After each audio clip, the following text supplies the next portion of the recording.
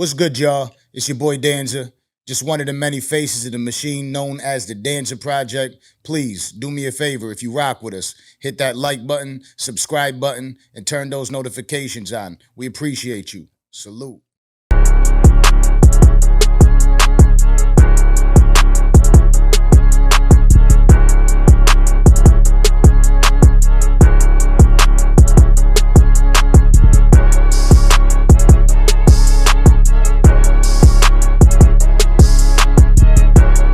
This is the Danza Project season. What is it? Season 3, goddamn it. We got another legend in the building. Come on. Right? Like we started with the having the battle rappers up here. Shout out to Murder Mook. I just saw a dope little clip that, he was speaking on us and what we've done and how we've come up. But we actually came up off the strength of having boxers and battle rappers up here. That's how it all began for us. Unfortunately, our first interview with a boxer didn't really go too well. And when I saw you at the gym, ladies and gentlemen, Teofimo Lopez. Hello. Right, so when I seen you at the gym, that's the first thing I walk up. I'm like, yo, I want to introduce myself. And the first thing you said was, like, yeah, I know you. Yeah. You caught the interview, huh? Oh, already, yeah. So I know who we obviously talking about. So I mean, you got something good building up here, man, and it's been showing, it's been proven, and I'm just grateful, man, thankful. So appreciate you, Danza. Appreciate and to the team. Hell yeah. Kato, how you feeling today, man? Oh, just another day in life, baby. Hustling and bustling. It's Monday, so I treat Mondays with respect. I go hard on Mondays. Try to set the tone. Yeah, I try to chill every damn day. You know what I mean? Like we got somewhere to be. You got to go. Yeah, I try to just be like chill, calm. I'm hitting him up. I'm like, yo, it's cool. You know what I mean? Enjoy that workout. You know what I mean? And you're getting prepared for a fight right now, right? Yeah. So I'm fighting actually June 29th. It's my first fight, my homecoming fight, actually. I'm defending my world titles. So I look forward to it. I need everybody to be out there. James L. Knight Center, downtown Miami, man. What up? Right. Come on. The legendary James L. Knight. Nah, exactly. Now, talk to the people.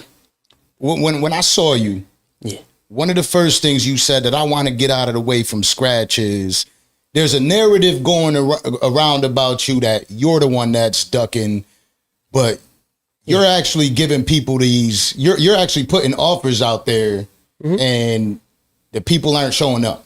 Exactly. Yeah, all that comes to sadly, everything now, boxing is more business than it is physical. You know what I'm saying? And it kind of deteriorates the sport a little bit. It makes MMA look better. I'm not going to say specifically what companies, but I'm sure everybody understands that in the combat world. And I'm just someone that's always been embedded on the best fight the best. You can't say you the best in the world if you haven't fought the best. Right. I'm the type of guy that wants to fight Terrance Crawford next. So that's the type of energy I bring to the table. Yeah. And if you look at my resume, I've been doing this for about 7-8 years now. I'm the first undisputed lightweight world champion in the 4-belt era in boxing history at 23 years young. Hello. So Mike Tyson did it at 21, right? Yeah. I did it at 23. Fire. So when it comes to all in boxing history, I'm the second youngest.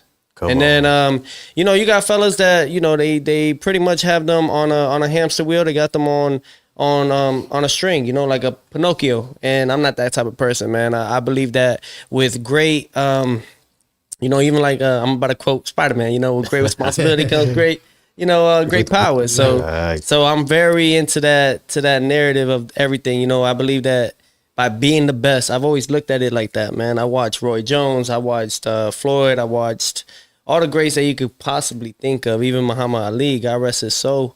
And I always thought, dang, I know I'll get there. And the only way you really get to that top of the world and stuff is by beating the best and showing you number one.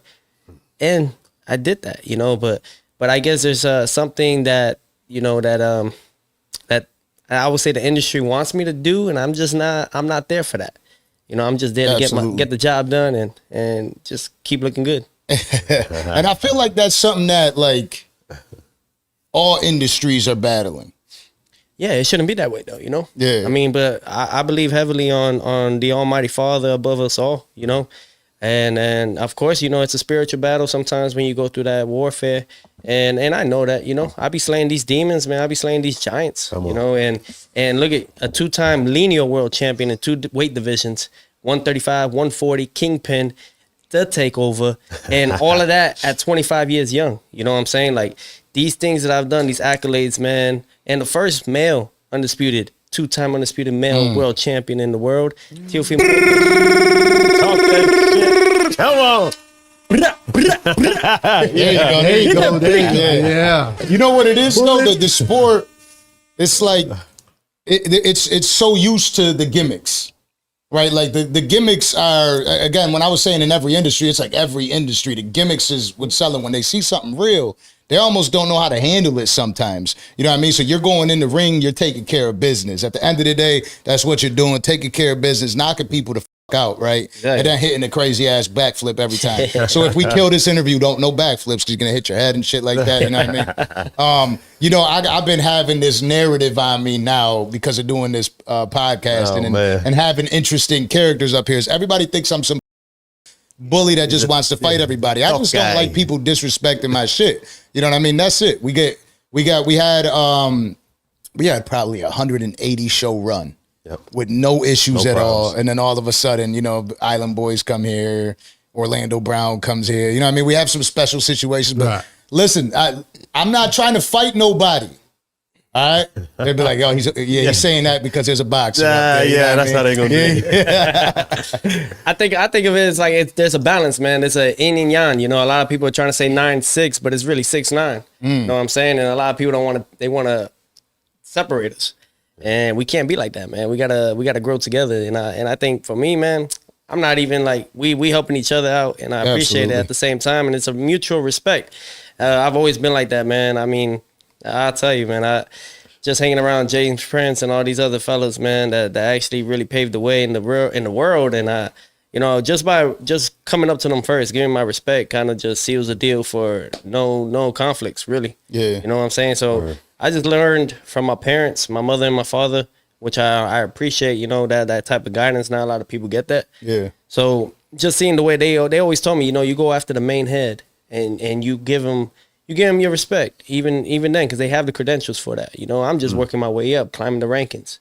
And I learned that, and I appreciate that. And it's only making me much more wiser throughout the years. You know, I even got a whole bunch of gray hairs in here. Yeah. And how old are you now? I'm 26 now. Yeah, no, you got experience. Yeah, you got the. I don't seen a lot of triangle shit, so it's like all those things, man, in the physical realm and in the spiritual realm. So, you know, just to come out of all those things, you know I'm different, and it's great to be different. You know, look, I've made $10 million, and look at my teeth. I just feel like you got to be original, man. You got to be you. If you ain't you're not gonna be uni, and that's really the one verse. Yeah. So you know, spitting right now. I like conversations like this. This is what excites me about like everything that we do. Is because it seems like lately we've been having a little bit of a slip off in the content and the good conversations, but this is the type of shit I like. I hit Kato up. I was like, Kato. I mean, I told him, I was like, you gotta come to the gym with me, meet him. Dude is down to earth, just a regular dude. And that's the beauty of it. Like a lot of people kind of forget their roots. And speaking of the roots, how was your upbringing? My upbringing, really, man.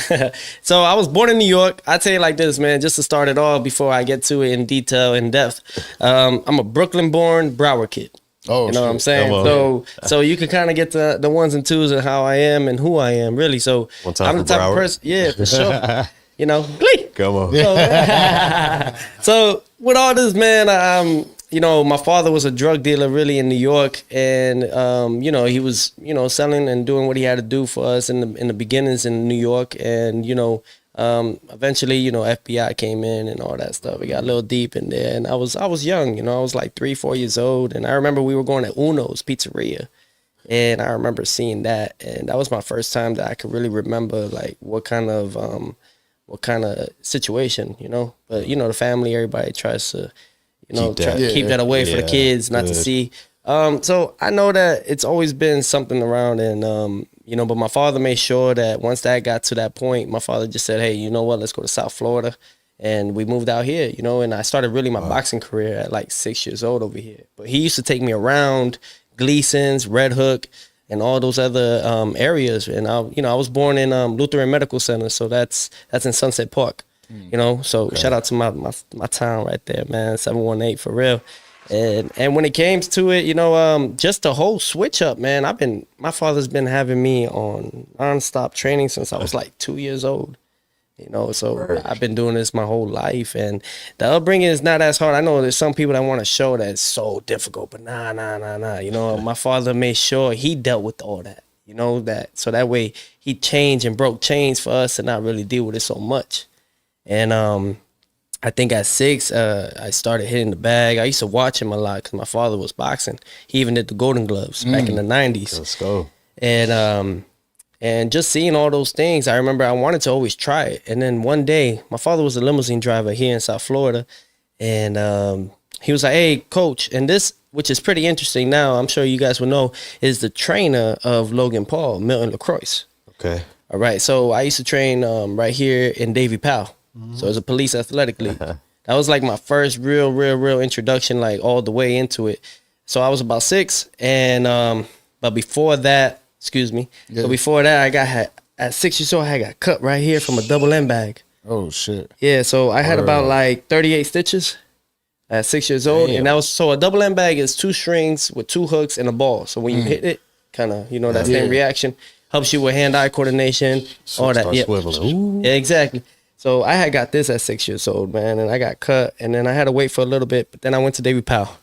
And then my father was telling Milton LaCroix, hey, man, I'm going to be back. I got to park the limousine. Give me about 5 minutes.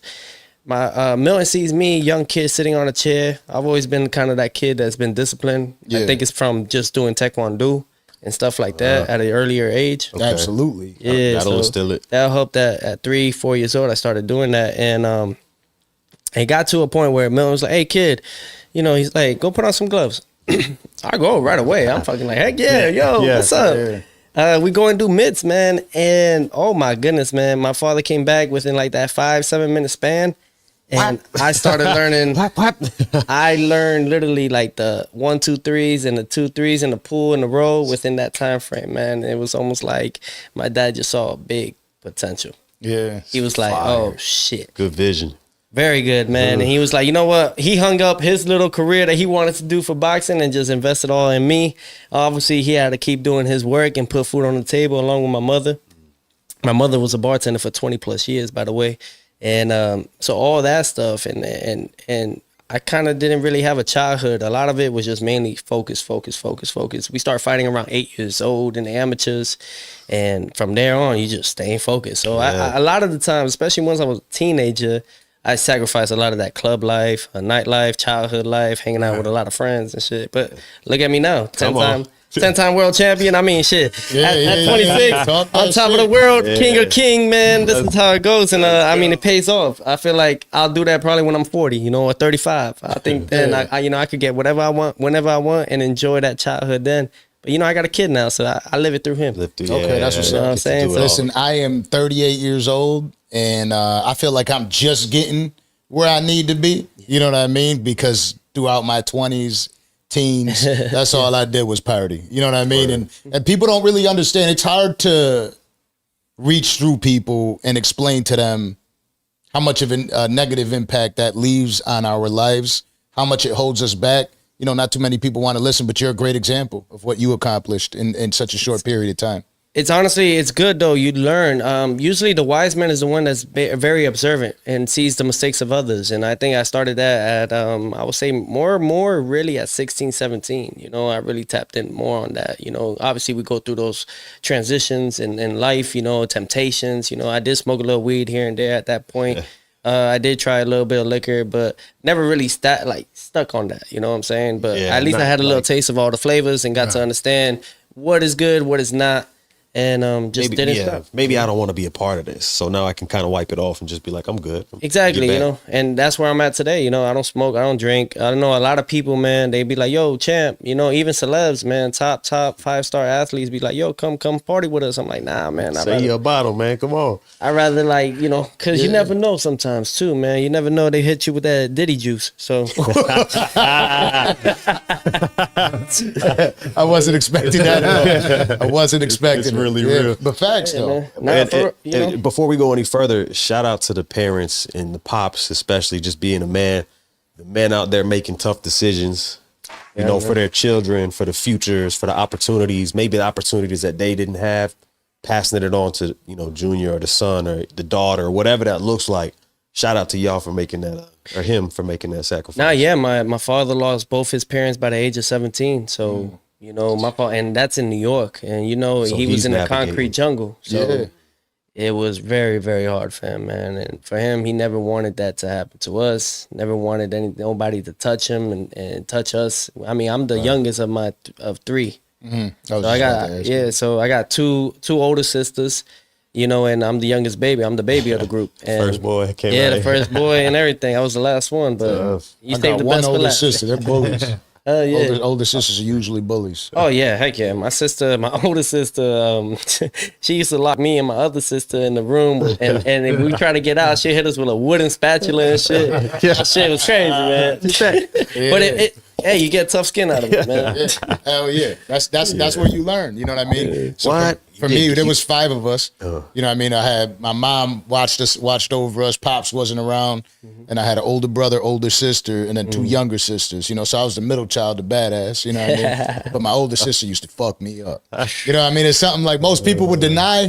There was no reason for me to deny it because everybody knew what time it was. My sister used to fuck me up. I tell you what, if you do have the luxury of growing up with an older sister, you get a hella game though. Yeah, you're gonna learn a few things. You're gonna learn about the good soaps and the good shampoos and the good this and what women really want, what they really don't want, even though what makes them tick, what makes them, you know. Oh yeah, even to this day, I'm like, yo, sis, hey man, like, you know, how you think about this shorty or that shorty, you know, you know, because, you know, now I'm going through the process of finally going through that divorce situation, you know. So I tried to settle, man. I did it at 21, try to really go into that marriage life. I knew what I wanted. I knew exactly how I wanted to live my life, you know, but some things just fall off, but I didn't lose anything out of it. I gained a son out of it, and I'm grateful for it. You know, she's great to my son. Bless. And I wish her nothing but the best, you know, but I gotta go all, you know, because if not, I can't, you know, I'm just shortening and postponing the gift that God has blessed me onto, you know, and I try to show her that, but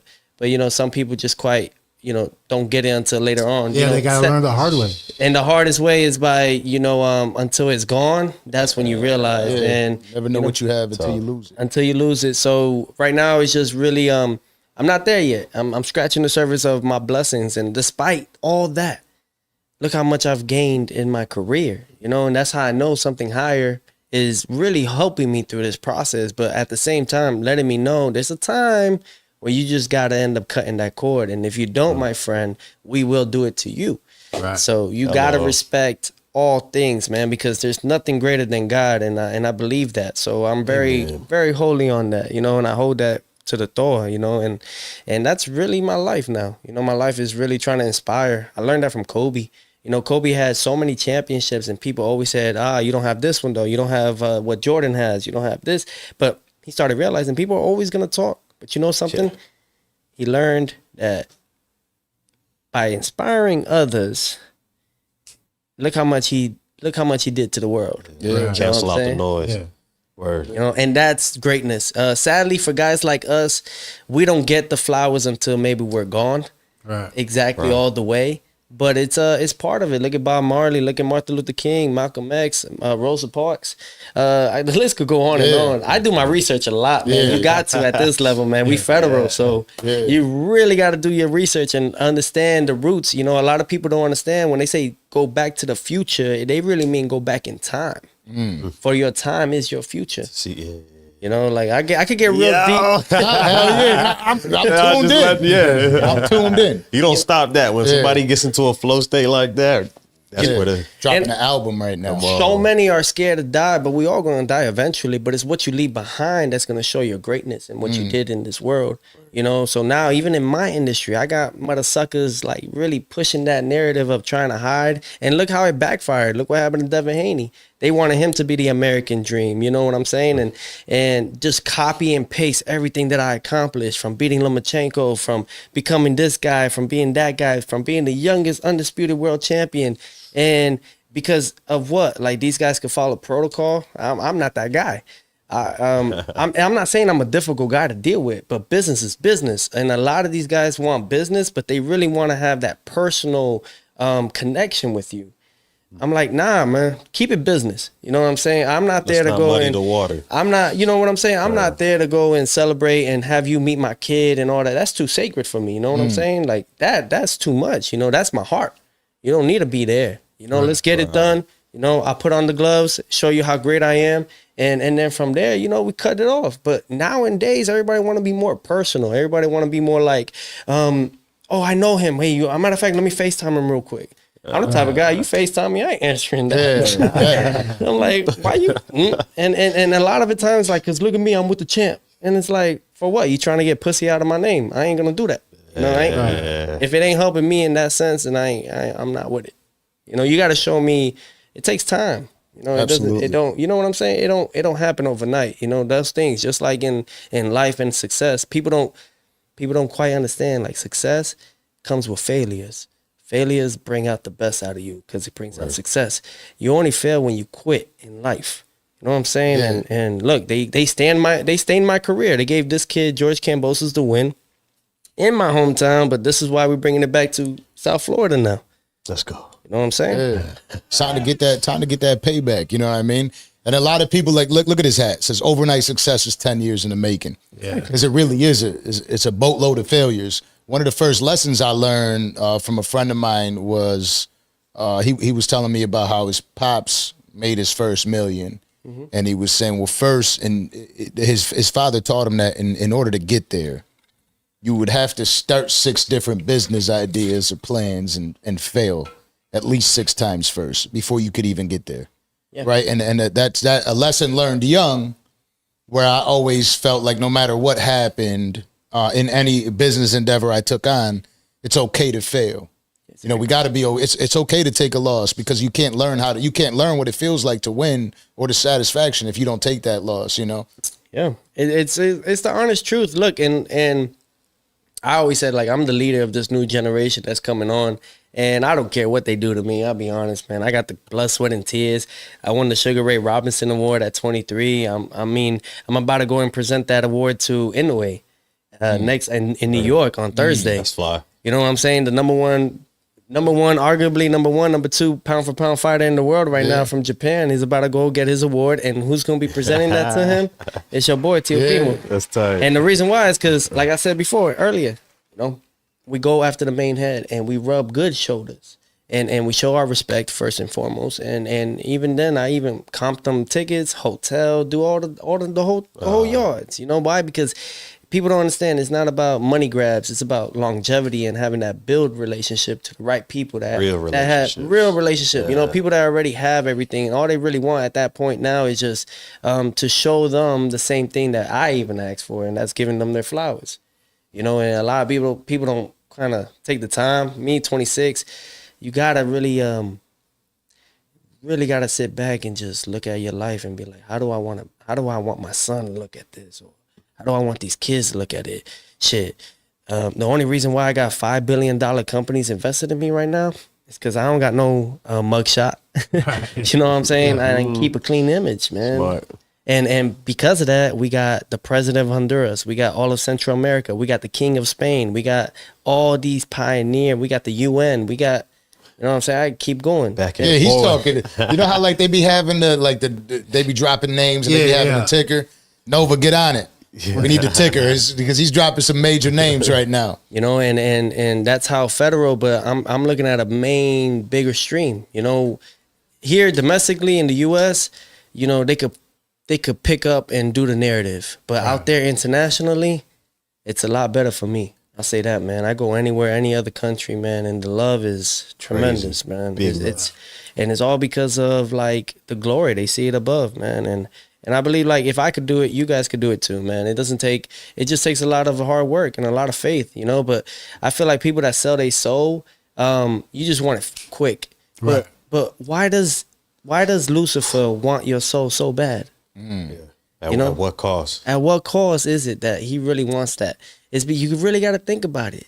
He doesn't care. He does this on a constant level, bro. He gives you the cars, he gives you the money, he gives you the fame, he gives you but then there's a debt you got to pay the man eventually. You got to pay him, not just by the soul, but you got to pay him with other things, man. And I've seen it with other fighters. I've seen it with other people that I grew up with in the amateurs, like tanking them. And it's sad to see how they've turned around, but I get it. Part of me thinks about it like, yeah, you've struggled, but you kind of quit when it got really, really hard. You know, I want to see how further I could go. You know, if Jesus really, really was speaking in these scriptures saying that, follow me, you shall never die. Well, shit, let's see how far I could go. I want to see. Behind you, boss. Man, it feels like good to be able to talk about some positive shit for once. God damn. But no, it is true. I feel like a lot of people fall victim, and it doesn't even need to be written in code, right?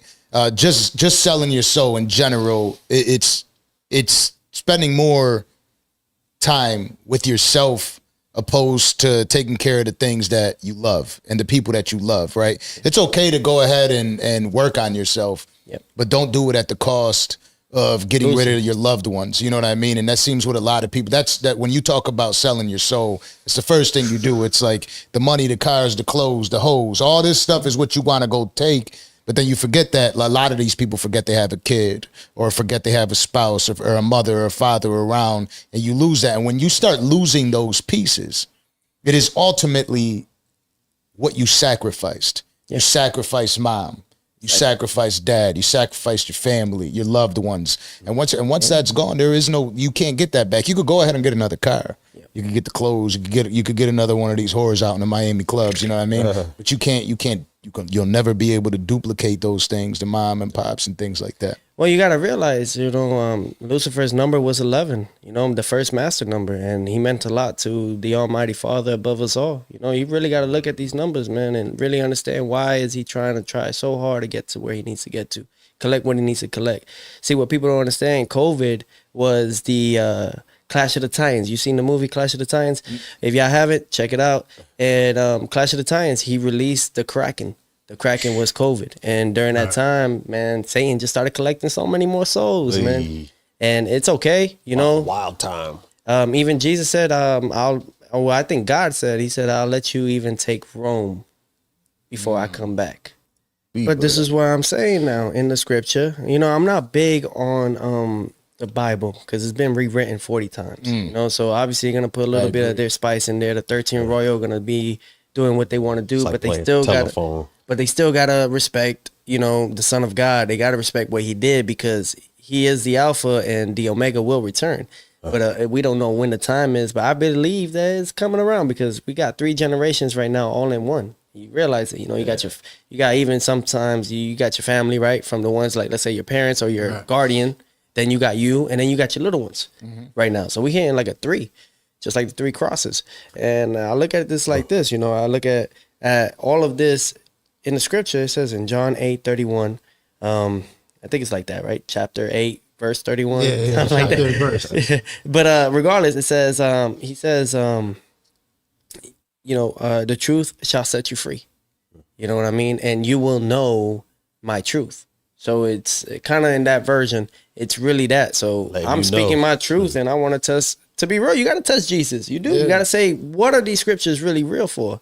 Is it real? And I believe that he left all this pamphlet for those to, take that road and see who's willing to keep going until the very, very end. I remember they gave me a passage of 3, and I took the middle. Do you feel that there's a lot of pressure on you because you speak about things like this in such an industry? I look at Satan as my little brother, but he's a good guidance, a good lesson. It doesn't matter. It's gonna happen regardless. You know what I'm saying? So I'd rather go out with a fucking bang I don't care. I mean, shit, at the end of the day, I'm going to be living eternal up there.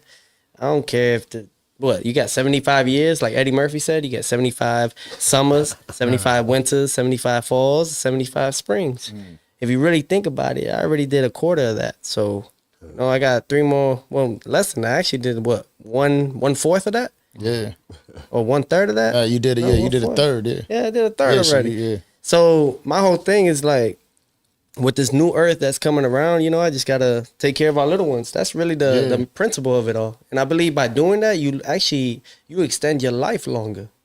But a lot of people are scared. And I feel like those that have lost their soul and stuff like that, I believe that they probably wasn't popular in school.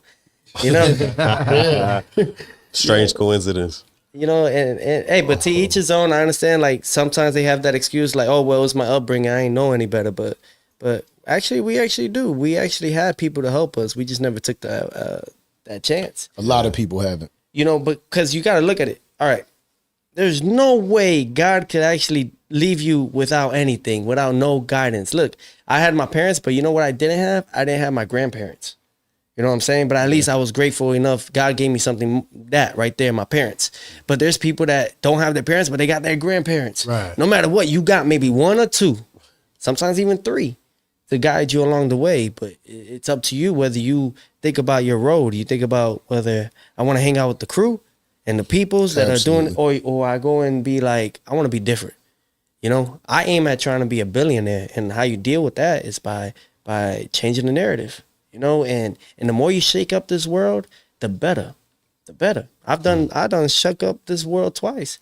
It's to the point that they can't even give me Crawford. I'm like, yo, give me Crawford so I can make it thrice. I need that thrice. Come on. Come on now. Like, he could say all this and that in the third, but it's like, let's duke it out in the ring. Let's show the best who's the best. Because we're not too far in weight class. He just moved up to 154. Shoot, I'll go to 147. We could do a catch weight.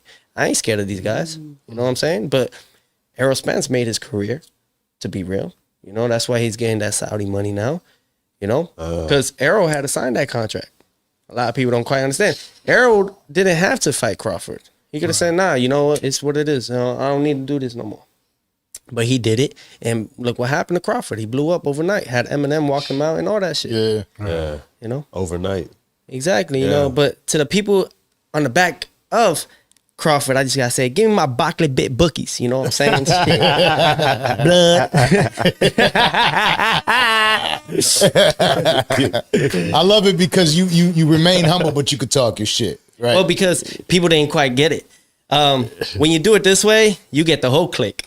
Everybody's on board, and they can't fucking touch you until they can touch you. That takes time though. That Wild takes ride, time. yeah. Got to. So that's really the fight you want. Then that's the person. If you were to say like one person that you really want to get in the ring with, that's Buck. Oh yeah, because they doing it right now with Javante Davis or Wahid or whatever the fuck you want to call him. They got him on a swivel. They got him. They working on him, putting the Muslim on him and all that. So they got their whole. You talking about strings. Javante? Yeah. With Javante, they got him on that. He ain't gonna fight me.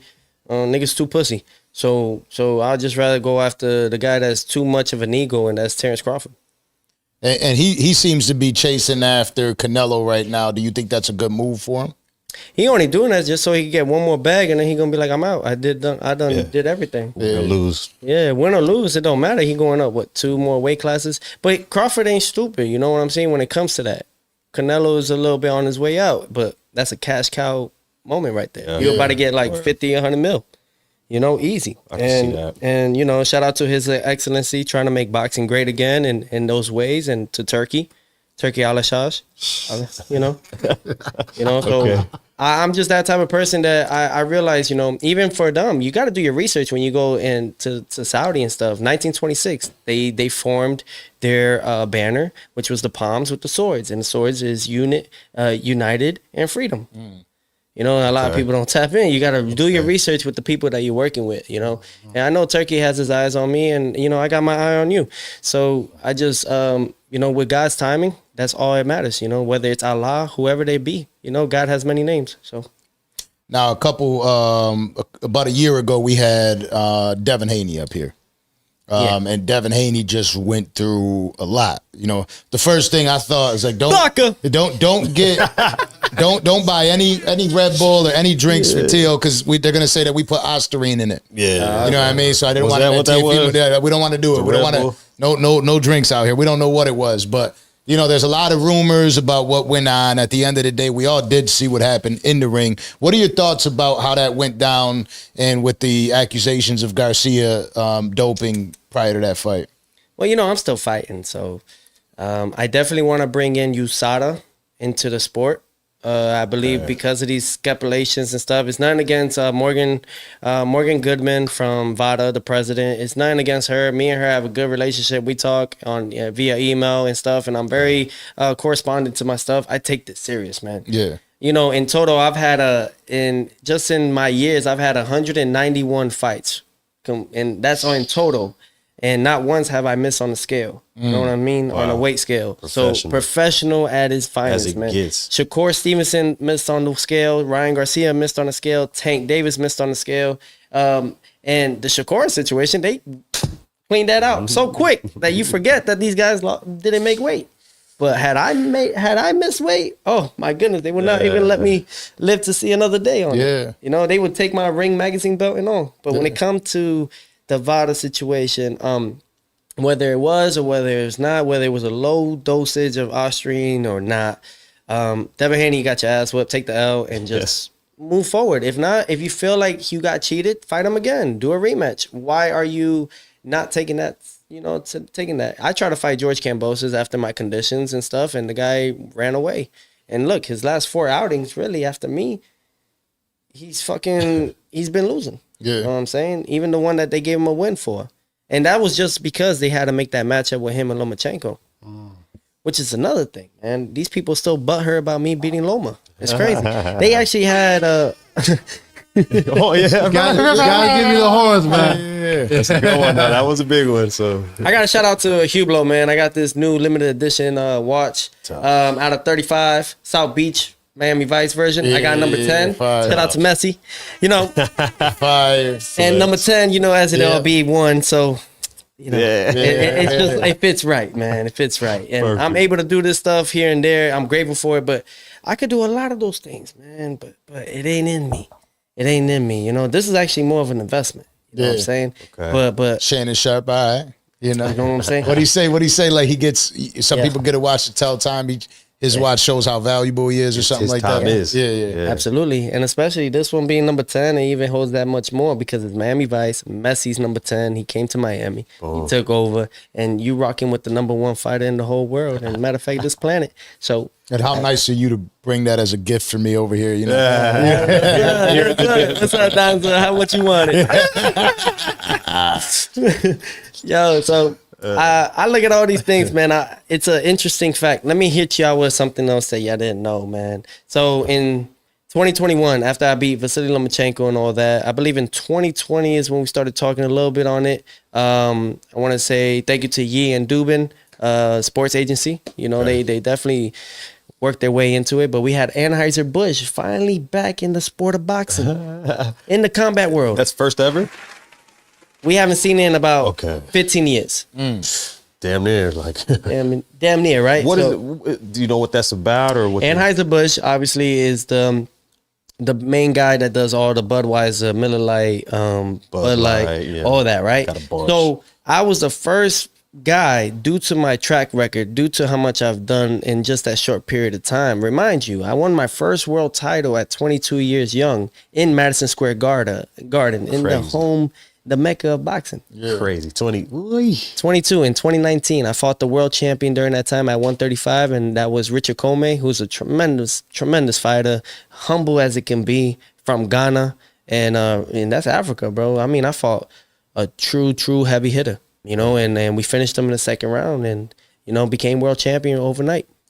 You know, and thank you. Accolades. You know, I try to explain to people, you know, because I always speak to a lot of people about who we're going to have on the show. You know, I'll just bring it up, for instance, to my girl. She's like, well, who's this or who's that, right? And I'm like, man, like, he's got this, he's got this, he's got this, he's got this. The the list is ongoing. Yeah, and look, if At just 26 years young. Yeah. All right, just make sure people understand that. 26 years young. Not even in my prime yet. I'm like, I'm not even there yet. I can still see a little space. I'm not scratching my prime yet. And look how much I've done thus far. I thank the Most High for it all. Thank you, universe. Do you think people hold credit because of how young you are? In the sense, like, people don't, like we were saying earlier, people don't really tend to give you flowers until you're done or you're halfway retired, like out the game, done. But having accomplished so much so early, it's like people kind of overlook that. Like he like, keep watching, he'll fail type deal. Well, it's not really that. I think it's more these older folks and stuff. They're intimidated. They can't, it's competition and currency. So doing things that I've done thus far at this age, even the old heads may feel some type of way and be like, well, I didn't do it like that. I didn't get the opportunity. Well, I'm sorry. This is just a new change in generation. There's going to be another kid that's going to get close to what I've accomplished in my life. You know what I'm saying? I mean, we even have Floyd Mayweather. He finally said I was undisputed at 135 after they gave Kambosos the win. You know what I'm saying? Because he's like, well, at least now I keep my O. And I ain't hating on him. It's just how it goes. At least he finished undefeated. Congratulations. You know what I'm saying? That really I could say. But when it came to all these things, Anheuser-Busch, let me get back to that. 2021, boom, signed my deal, sponsorship endorsement deal with Bud Light. And if you go back to the facts, and I'll show you, I'll probably send it to you. Y'all could do that. Sure. It shows, this is only the beginning of what we plan to do in the combat world. Fast forward, 2023, beginning of 2024, Bud Light just did a 6-year deal with, $100 million with the UFC.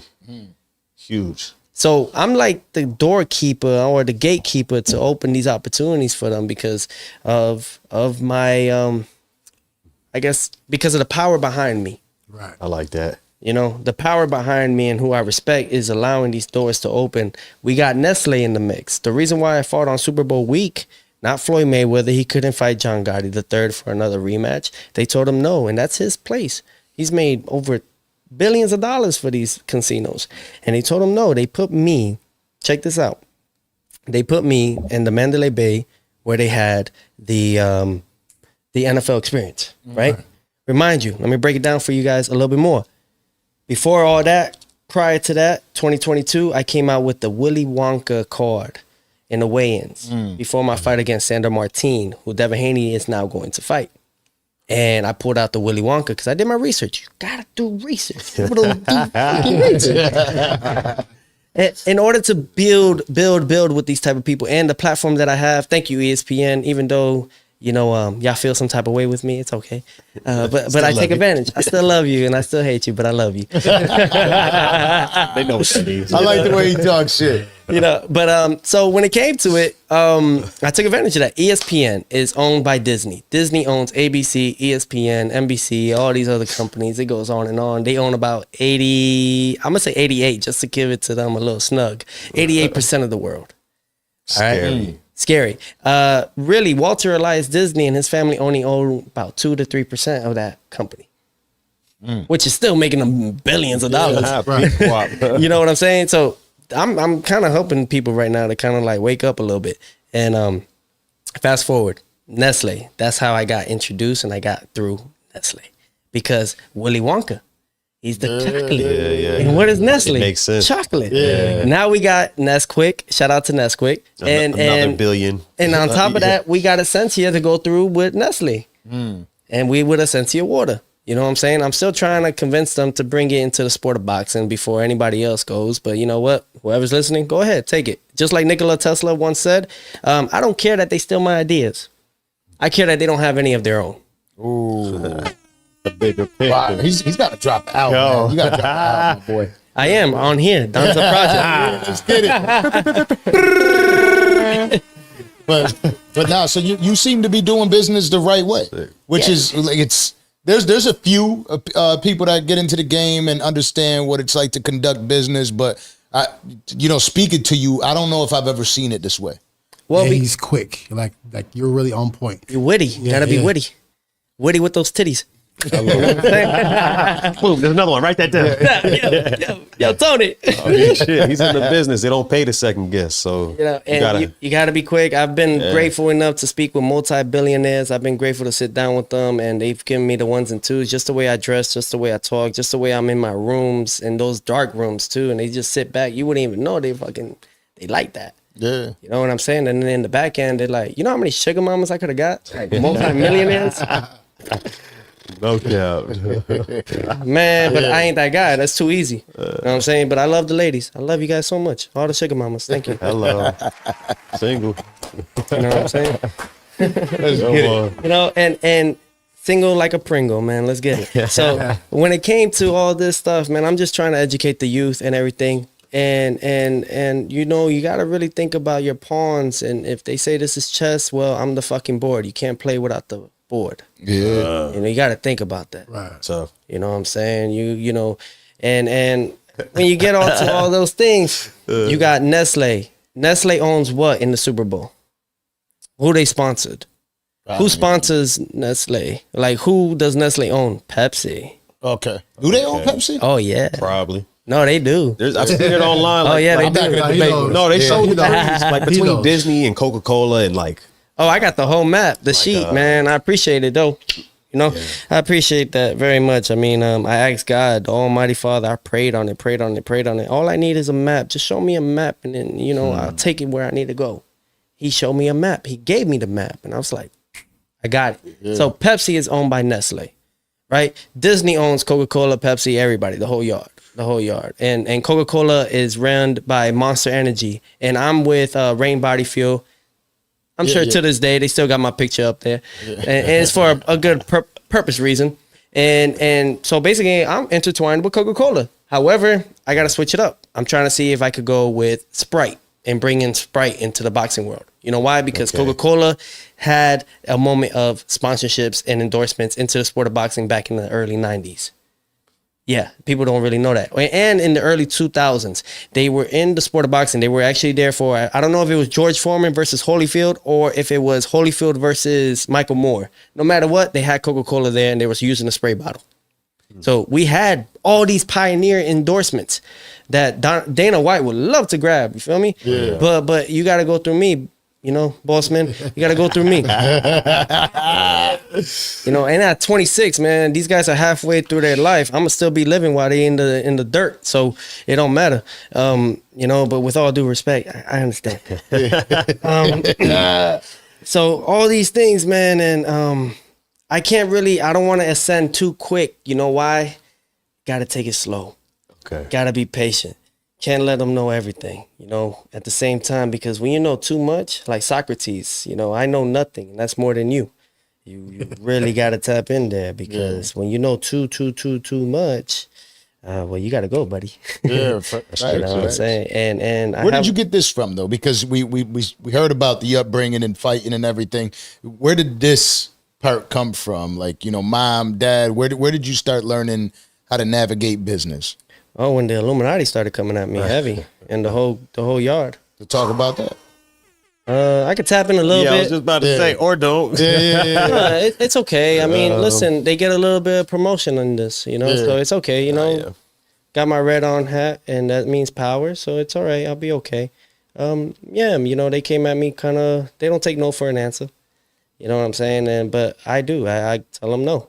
With all due respect, you know, and obviously they're not going to stop, but that's okay. That's part of the process in life, you know. But you got to keep moving forward, you know. And that's something I learned from Walter Elias Disney. He always said in their quotes, it says, "Keep moving forward, keep moving forward, keep moving forward." So I prayed. The tattoos that you see in my back is all the elements in the world: fire, air, water, wind, tree of life. And we are Captain Planet. Elements, the elements, you know, and the reason why it's really necessary. It's necessary. I think through times and timelines, you know, the evil have always found a way to kill kings and queens and all that through the back. You know, but through the universe and the axis and all these things by prayers and all that, and giving my body to each element. naked. I mean, butt ass naked. I gave each element my body and soul and mind and spirit. So when y'all talk to me, it's not really necessarily, it's just more of a, Nikola Tesla says our brain is nothing but more of a receiver. And in there's a universe, and in there's a core in the universe. And the core in the universe contains 3 components that really are what we are today. He invented electricity, Nikola Tesla. Okay. And those 3 are inspiration, strength, and knowledge. So in those 3 components is the core of the universe. You know, I'm grateful enough that I've unlocked the 369 key. My last fight with Jermaine Ortiz, why you think I wore number 9 as a jersey, and I put up the signal, is because that right there was my key found moment of unlocking the code. Okay. And what happens with that is, like, you have to be very I don't want to lose y'all here. No. We y'all here? Okay, cool. So really all that right there is you know, I had very, very important people that night to come in. I mean, those that I won't speak on because there's a line here, you know, but ones that you would like throw out your hat and be like, there ain't no fucking way. There ain't no fucking way. And the reason why is because I don't know how long it's been since someone has unlocked that code. And I don't want to find out, you know? Yeah. But by doing those things, it's possible. Everything is possible with God, all things. You know what I'm saying? So with that being said, the 369 code is what unlocks what we live today. All this right here, the audio, the TVs, the cameras, what we live today, the phones, technology, that's all through Nikola Tesla. And if you look at Elon Musk, all he did was copy and paste. I know that's his mentor. So Elon Musk, I understand that's your mentor. It's mine too. What is his company called now? Tesla. Okay, what was his name? Nikola Tesla. All right, so it's not that he's a genius, it's just that he took the idea and figured out how to make it better. So with Elon Musk, I'll give you an idea, my brother. Why not make glass, like these windows and stuff, turn them into thin solar panels so that the car has a bigger boost in the car. You know what I'm saying? And it uses the energy from the sun. Charging element. Yeah. Charging element. You know, you can have it on your glass, on your mirrors, or your sunroof. You know, the panoramic sunroof. You know, I like giving them ideas. That's the only way it saves my ass. You know, but at the same time, offering. Hey, you know, here, take it. You know what I'm saying? But keep me going. Right. And my whole thing now is just like, you have to really tap in on yourself, especially like me right now. After this, I'm gonna go ground myself, go and, you know, have a moment with God and really, you know, take my shoes off and put my feet on the dirt, you know. Right. A lot of those people find it hippie-like and stuff, but those hippies actually know a thing or two. Yeah, and try it. Yeah, you know, it's by going to the club life and all those extra things, man, you just pretty much little by little giving your energy to something that's not meant for you, you know, and you got to be sacred with all that. And I'm just here today to let y'all know that God is real. God is in us. And when you find yourself, yeah, you may say it, but it's like you are God. But don't forget, you will always be second, because the true God is the Son of God, for he leads the way and we follow. You know, my biggest leader, my biggest confidant, the one that holds it down for me is Jesus. You know what I'm saying? And may he forgive me while I'm speaking, you know, because this shit ain't light. This shit heavy right now. Yeah. You know, but it's okay. It's okay. I'm young, 26. Add it up. 2 + 6. What is that? 12. 8. What I say? 2 times 6. Sorry. That's still 16. Sorry. 2 times 6? 2 times 8. Right? Oh no, my bad. Okay, no matter. You got me. Yes, we're both fucked up. Yeah. It's fucked up. Now you said a little bit earlier that you're not into the Bible. It was rewritten a bunch of times. So when you do follow God and Jesus, how do you follow it exactly? Do you go to church, or do you kind of go about it your own way? Well, I say church is in us. You know what I'm saying? And there are scriptures they have to keep. It's part of the prophets. It's part of the balance. You know, however, evil is at a foot and it wants to really push it. That's why it's attacking the children that's out there in Jerusalem. It's attacking the kids in Palestine, whatever the case be. They're going through that they really want to push it. I don't know if they want to just have that warfare already, man. And it's like God is so patient with us, man. He is so patient. Look what's going on now. You know, you got these kids. You got these. Our kids are not even safe at this point. They can't watch educational stuff without seeing the same sex, gender, and stuff being pushed in them at that age. So the royal need to understand it's at 13 that they could do that with us. That is why they are the 13. But they're not patient. They just like, we need to push it on to the younger kids because whatever he's doing with our children, he's sending more light and more intelligence. Obviously, we have technology today where our kids are a lot more. Don't you see it with your kids? You see how smarter they are, how much more intuitive. They're very observant. They're seeing a lot of things, and then they ask you questions. You're like, "What the freak?" You know, you sure you my kid? like how you know that? But by doing that, obviously, Baphomet wants to make sure that it doesn't play out to make it longer. You know what I mean? He wants to it's a battle between God and the devil, and that's okay. You know, we're all in the middle of it. You know, it's up to us what we do with it. You know, and may God like have mercy on all our souls, really, because the way this shit is looking, man, we're gonna see some nasty stuff, man. Absolutely. And how fearful are you now? You know, being that you move around a lot, right? Like you're constantly training. You know, you're flying out different cities, states, or fights. And I would imagine that mom has your son, right? Baby mother.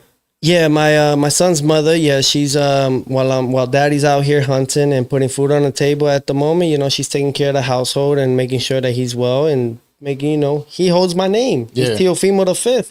So he is the next throne to this era. Yeah. You know, to my hair. He is the one that holds this. So definitely. You know, everyone already knows he's Teofimo, and it's not going to be a lot easier for my son either, but I'll make sure I take all that shit. So when he comes of age, he has a fucking clear path. You hear me? He has a clear path, and I don't care. You could shoot me, you could stab me. I'm still living. I'm going to make sure my kid is able to at least have a childhood life and not go through this bullshit, because I look at it like these people got fucking time, man. They got time, these people. You know what I'm saying? They got nothing else to do but that. You know, that's why they call it the land of the free, land of the Freemason. It's fucking crazy, you know? Yeah. So my question to you is really like, I like listening to other people and hearing how they raise their own, right? Like I got a 2-year, how old's your son? My son is 2. Okay. So I got a 2-year-old and I now got a 4-month-old. You saw my 2-month come in here running. It's like crazy. And what do you do or how do you raise your son right now? Like, what are some elements that? Lead by example, and you lead by example by what they're watching us. They're sponges, so you give them some different types of. I go back to my childhood, Cartoon Network. You know what I'm saying? The stuff like that they canceled. I'm sad that they did that. You know, after 30 years. But so just showing him like my originality, what I grew up on. And then and some, now that we have technology like this and so advanced, you know, just the educational part, taking them out, not always on the tablet and stuff. You know, you take them out, you know, and let him see the world a little bit. I just took him to Alaska. My goodness, it's so beautiful. Did you guys know that Alaska is the radius to Russia is 3 miles? Yeah. Really? It's right there. I did not know that. 3 miles. Yeah. So Alaska and Hawaii were the 2 countries that that's why we went that became United States. Now you get it, right? All right. So but little do people know Russia still runs that Alaska part. You know, shout out to Putin, man. You know, I do this for the people all the time, man. And I learned that from Muhammad Ali. So I'm just teaching my son, and I think it's going to just happen through me. He'll learn my lessons, you know. Absolutely. That's the thing, experience, you know. In this world, we have two things to like really understand. We gain knowledge through experience, right, in earth. And we also gain faith through fear. So you got two things that are gonna keep you long lasting in this world if you have it, you know, and if you understand it. And everyone goes through their own battle, and everybody goes through their own time. Everyone has their own time, you know. But I was that kind of kid that was like, you know what? Just like you were saying, Danza, about like your 20s, you was out there clubbing, partying, and all that. And I'm sure a lot of us were, right? I took advantage of the fact that I was like, nah, I'll do that when I'm like 40. Right. You know what I'm saying? But let me take advantage of my youth now, so that way I could get to that point. You know, and it's okay. Look how many have went bankrupt at 23. We had what was her name from J.K. Rowling? Disney went bankrupt after 23. Yeah. So all these people, so in their 20s. You know what I'm saying? It's okay. I failed. Well, I didn't really fail. They had to do that. God allowed it that way, because had I won against Kambosos, they would have killed me in New York. When it came to it, I said that I was going to relinquish all my belts, right, at 135 pounds after I beat Kambosos. So the script finally went in. Right. And they had to make sure Kambosos was the winner that night. And if you look at the replay, they show the ref raising my hand first and then Kambosos. So in God's eyes, I won that night.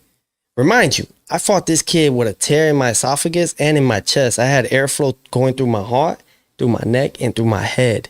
And I remember in the 7th round, I'm looking at the lights because that's energy. And I said, God, help me right now because I'm about to quit. And I'm an asthmatic kid. I've been having asthma since I was 6 years old. So a lot of people don't understand that. To this day, I'm 26. For 20 years, I've been having asthma. And I've been in the ICU 4 times in my life. When I fought Kambosos, I had early stages of pneumonia and I had bronchitis in that fight while having asthma and the 2 tears because I was... So that's how I know these people have been doing it for a long time. And I'm very appreciative of the knowledge.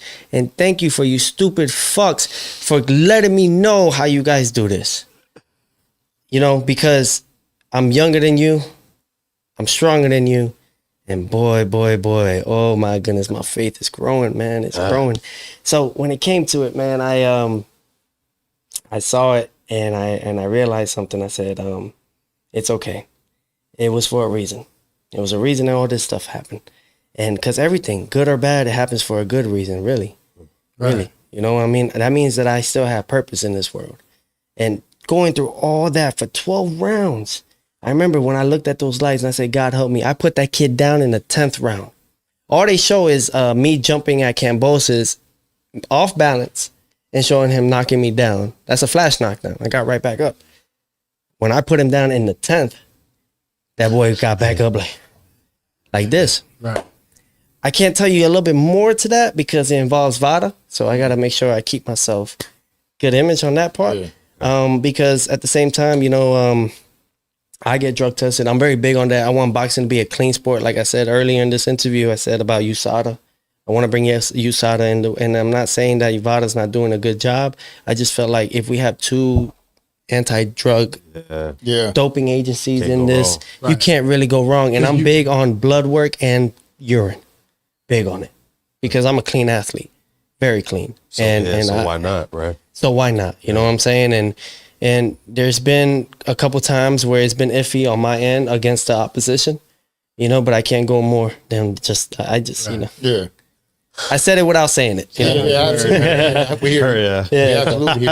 So in that incident, because a lot of us really are unaware, right? We are the consumers of the sport. We really don't know what's going on. Just so happens that Ryan Garcia is really wild with social media, right?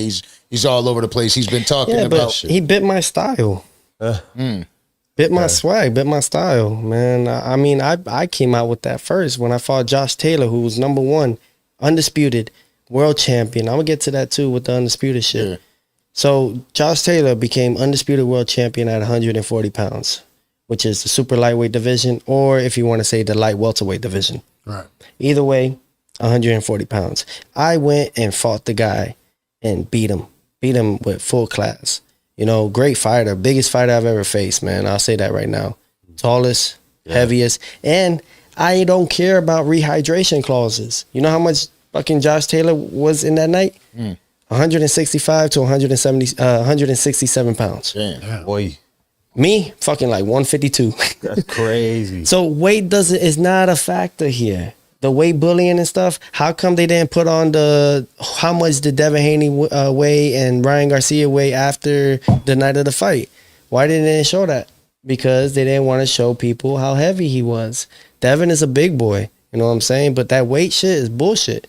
When you're the best, you're the best. It don't matter how big you are. Yeah. Right. It don't matter. Like, you think that stopped Kobe and Jordan? You think that stopped freaking Tiger Woods on who was the heaviest hitter? Yeah. No, it's about precision. It's about perfecting your craft. IQ. You know, it's about that IQ. It's about having the gift that only God gives you, not that evil shit. So, in 2018, Usyk, who has now defeated Tyson Fury and became undisputed world champion and is now another pioneer champion to become a 2-time undisputed world champion. He became undisputed the first time in 2018. After that, nobody aimed for undisputed. 2019 passed, nobody went to go collect belts at any division. Right. 2020 came, COVID hit. Nobody still was aiming for undisputed until me and Lomachenko fought and I won. You know what that did that night? When I beat Vasily Lomachenko, the odds were 4-1. At one point, it was probably like 5-1, right? I was the complete underdog. I was supposed to get smacked. Smacked silly. Vasily Lomachenko, if you look at it, they had him as arguably number 1 pound for pound fighter in the world over Terrence Crawford, over Canelo, Alvarez. Okay. Yeah. But they don't. So they got to realize this. So when you go into these stats, right? And you can look them up. After I became undisputed, I was the youngest in the 4 belt era. I'm the first lightweight world champion to become undisputed, like that. Okay. Like, you had Roberto Duran and all that, but in this time in modern day era, I'm the first undisputed lightweight world champion in history. Because I remember the era that you talk about. That's around the time I like stopped watching boxing. Because I was like, nobody's really trying to collect the belts, and then COVID hit, and then like it wasn't until that fight that shit started getting basically like publicized all over again. Everybody went and said, fuck it, we got to find a way to take him out. Wikipedia came in the mix. They wrote it and said that Devin Haney was champion. And I'm like, man, that's some bullshit, because had Loma beat me, y'all would have told Devin Haney, shut the fuck up, sit down, Lomachenko's the undisputed world champion. I mean, ESPN had it. I should sue them. I'm not going to sue you guys, because there's no point. It's a lost case right there. You know what I'm saying? If you think about it in a business standpoint, in a longevity point, there's no point in suing ESPN or any of these other crooks on defamation or whatever they're doing nowadays, because that's staining my history, my career. What God sent to me to do is what they're writing off. Imagine how many other great people they've done that to, all because they don't follow suit. And it's like, no, you know what I'm saying? That's not how it goes here. I don't care if this is Satan's world. I don't care. You know, God built this. You know what I'm saying? Yeah. And if you want to get to DJ Kelly, God did this. God did. You know what I'm saying? Yeah. Couldn't. And all that comes into that, where I'm just like, it's okay. The truth shall set me free, and it will show to the people out there that, hey, man, it's all right. You know why? I got tired of it. I said, this shit got played out, man. Y'all don't know any better. You know what I'm saying? Y'all just waiting on me. And I'm grateful. So grateful. You don't understand, Danza. Yo, you guys don't understand how grateful I am, because I worked my ass off to become a need. See, the only way you are able to succeed and stay long in this world, you don't become a want. You could want a lot of things, bro. Somebody else gonna get something better that you wanted.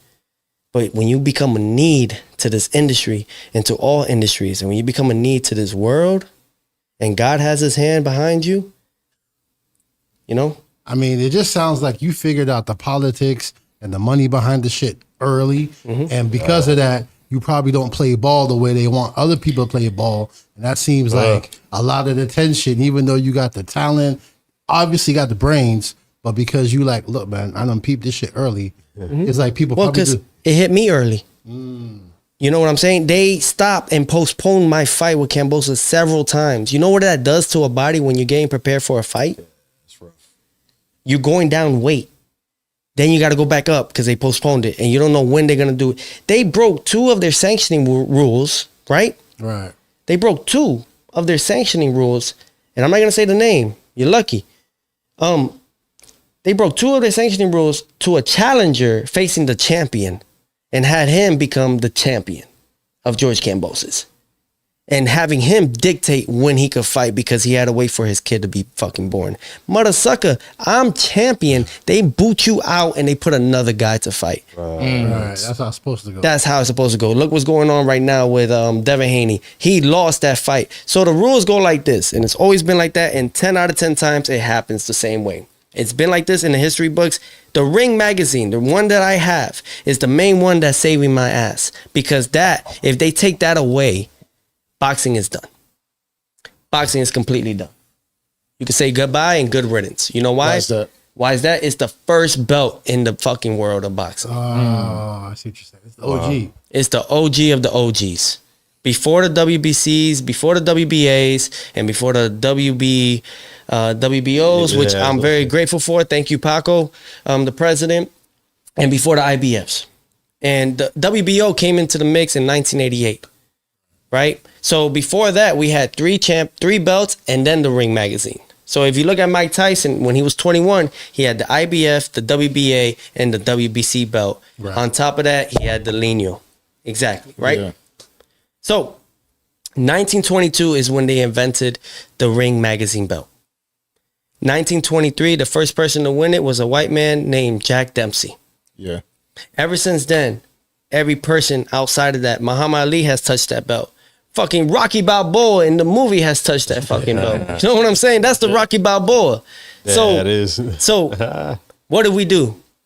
As a king, as a true man, whether he's gonna risk it all and lose again, it don't matter. You go after the main head and you go after the guy that has that belt. Yeah. That's what fucking winners do. Oh yeah. So the belts that you're holding right now are the main ones that matter. Yeah.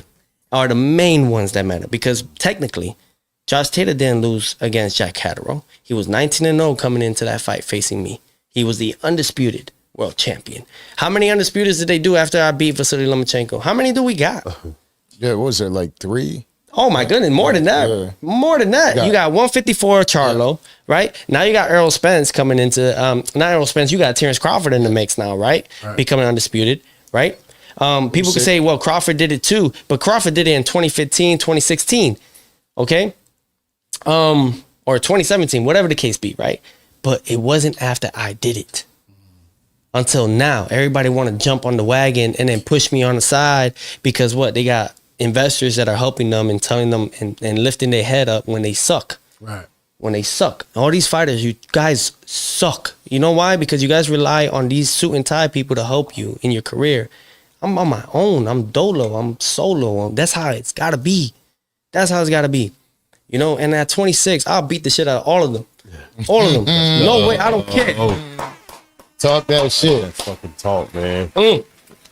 And the beauty of it is that when they come into my weight class, they got to mention my name, but then they're like, I'm not fighting him, though. Right. I'm not going to fight him. And then you got these younger guys that want to call my name and all this extra stuff because they want to get that $1 million check. Right.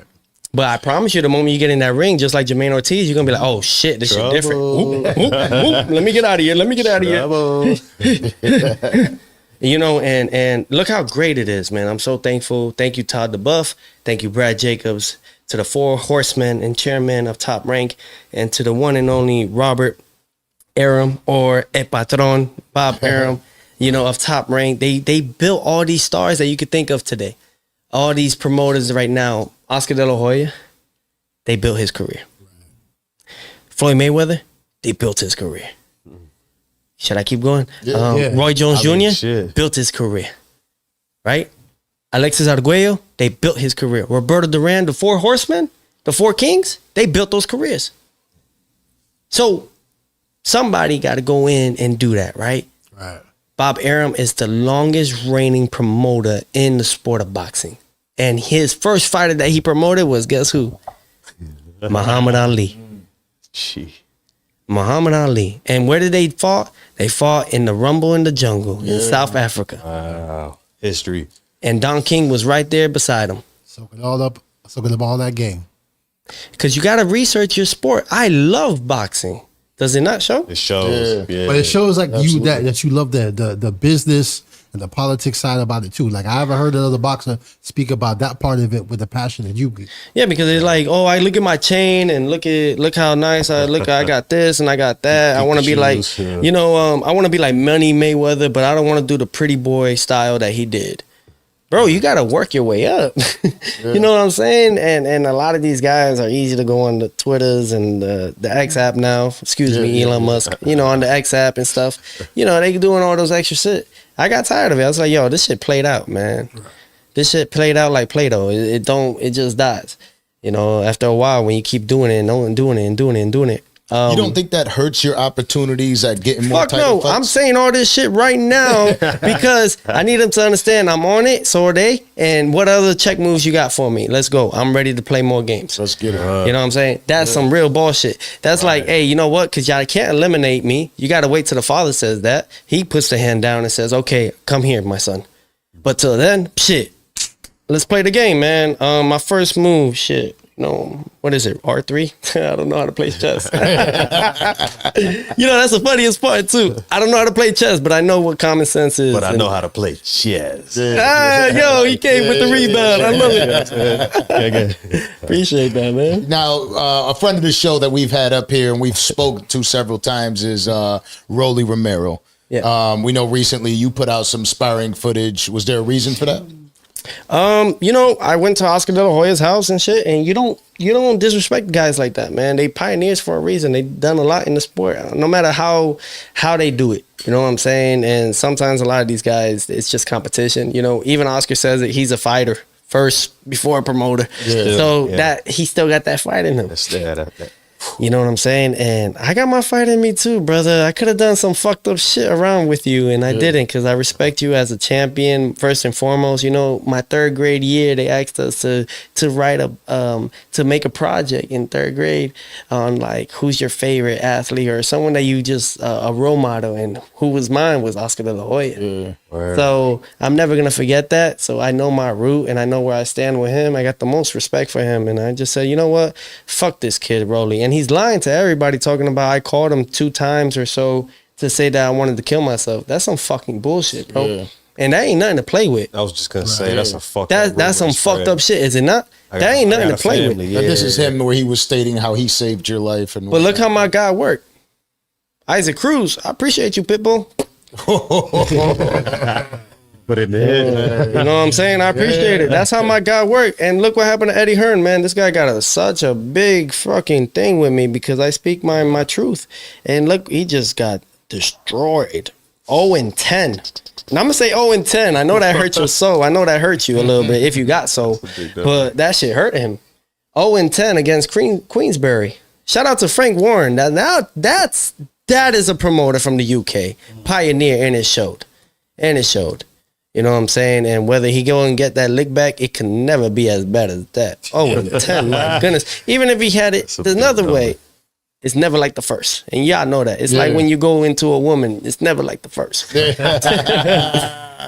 Facts. So talk to us about your next fight that you have up with Steve Claggett. Yeah, so listen, I tried to fight Sabril Matias, the IBF world champion. He said that he had a hand injury, but little do we know, he's fighting next week this week or this Saturday, June.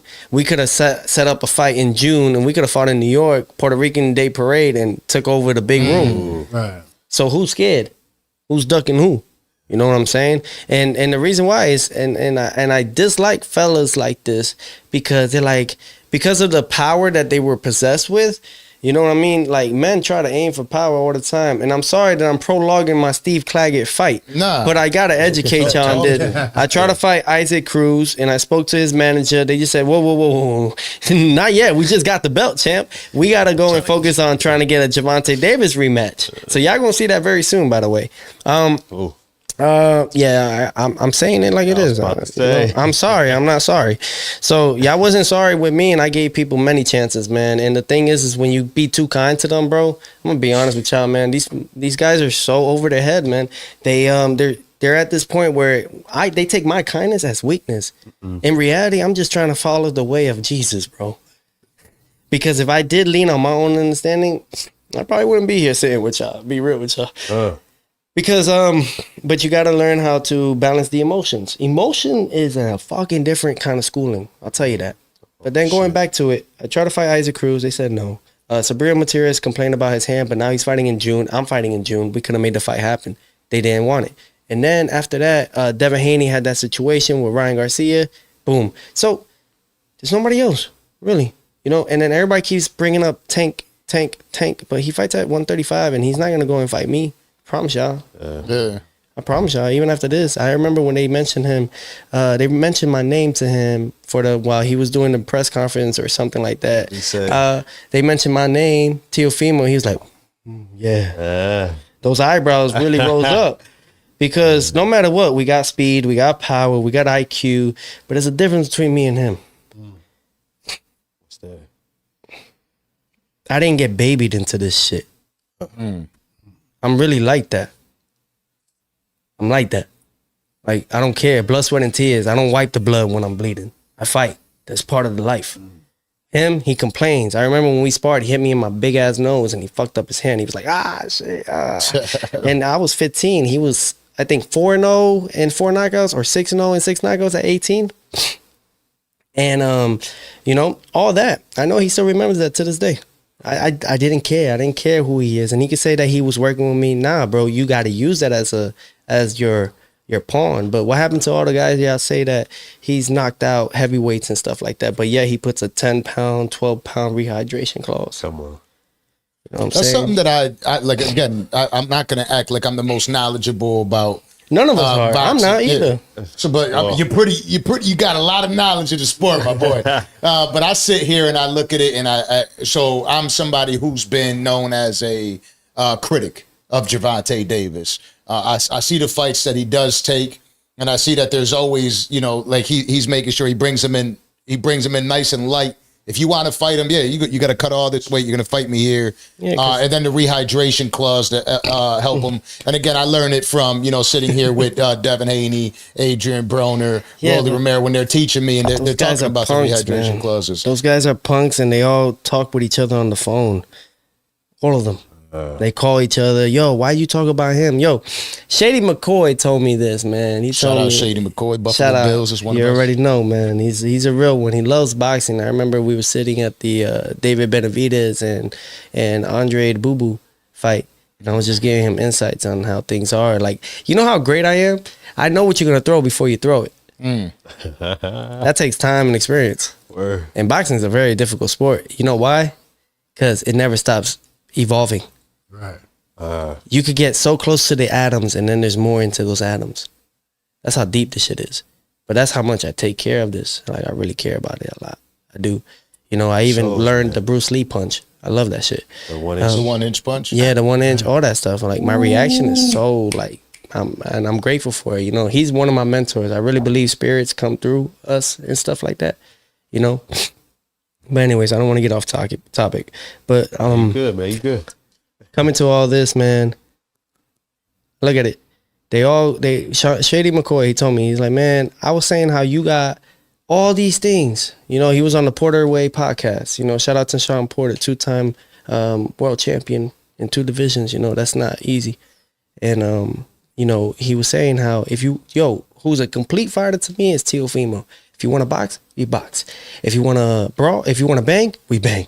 If you want to move, he moves.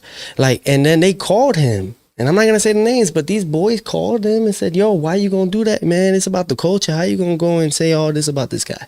And he said, what the fuck? He said, what the fuck? I can't speak out on what I see. I'm just a boxing fan. Like, it shouldn't get that deep. Right. So all these guys, really, the whole situation with Shakur and Devin Haney, all right, I'm hearing not to say it like crazy, but Devin Haney and Shakur, the reason why they like that is because there's a certain person in the back end they're connected with. Yeah. So Shakur's not going to talk bad about Devin because they got to keep their role. Right.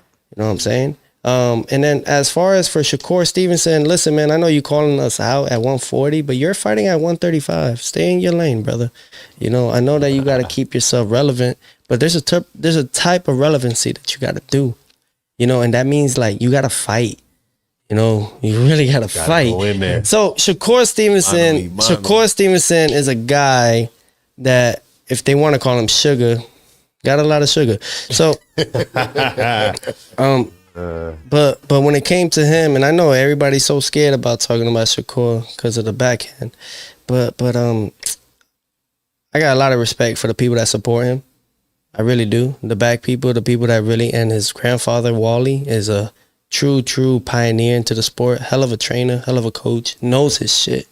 He really knows his shit, man. And his work ethic on training these fighters is immaculable, bro. It's like, that's some soldier shit, you know? That's like some Air Force. Yeah. You know what I'm saying? Okay. Some Navy SEALs and all that extra shit. Tough. So, but when it came to it, man, like, I like the way my voice sounded right now.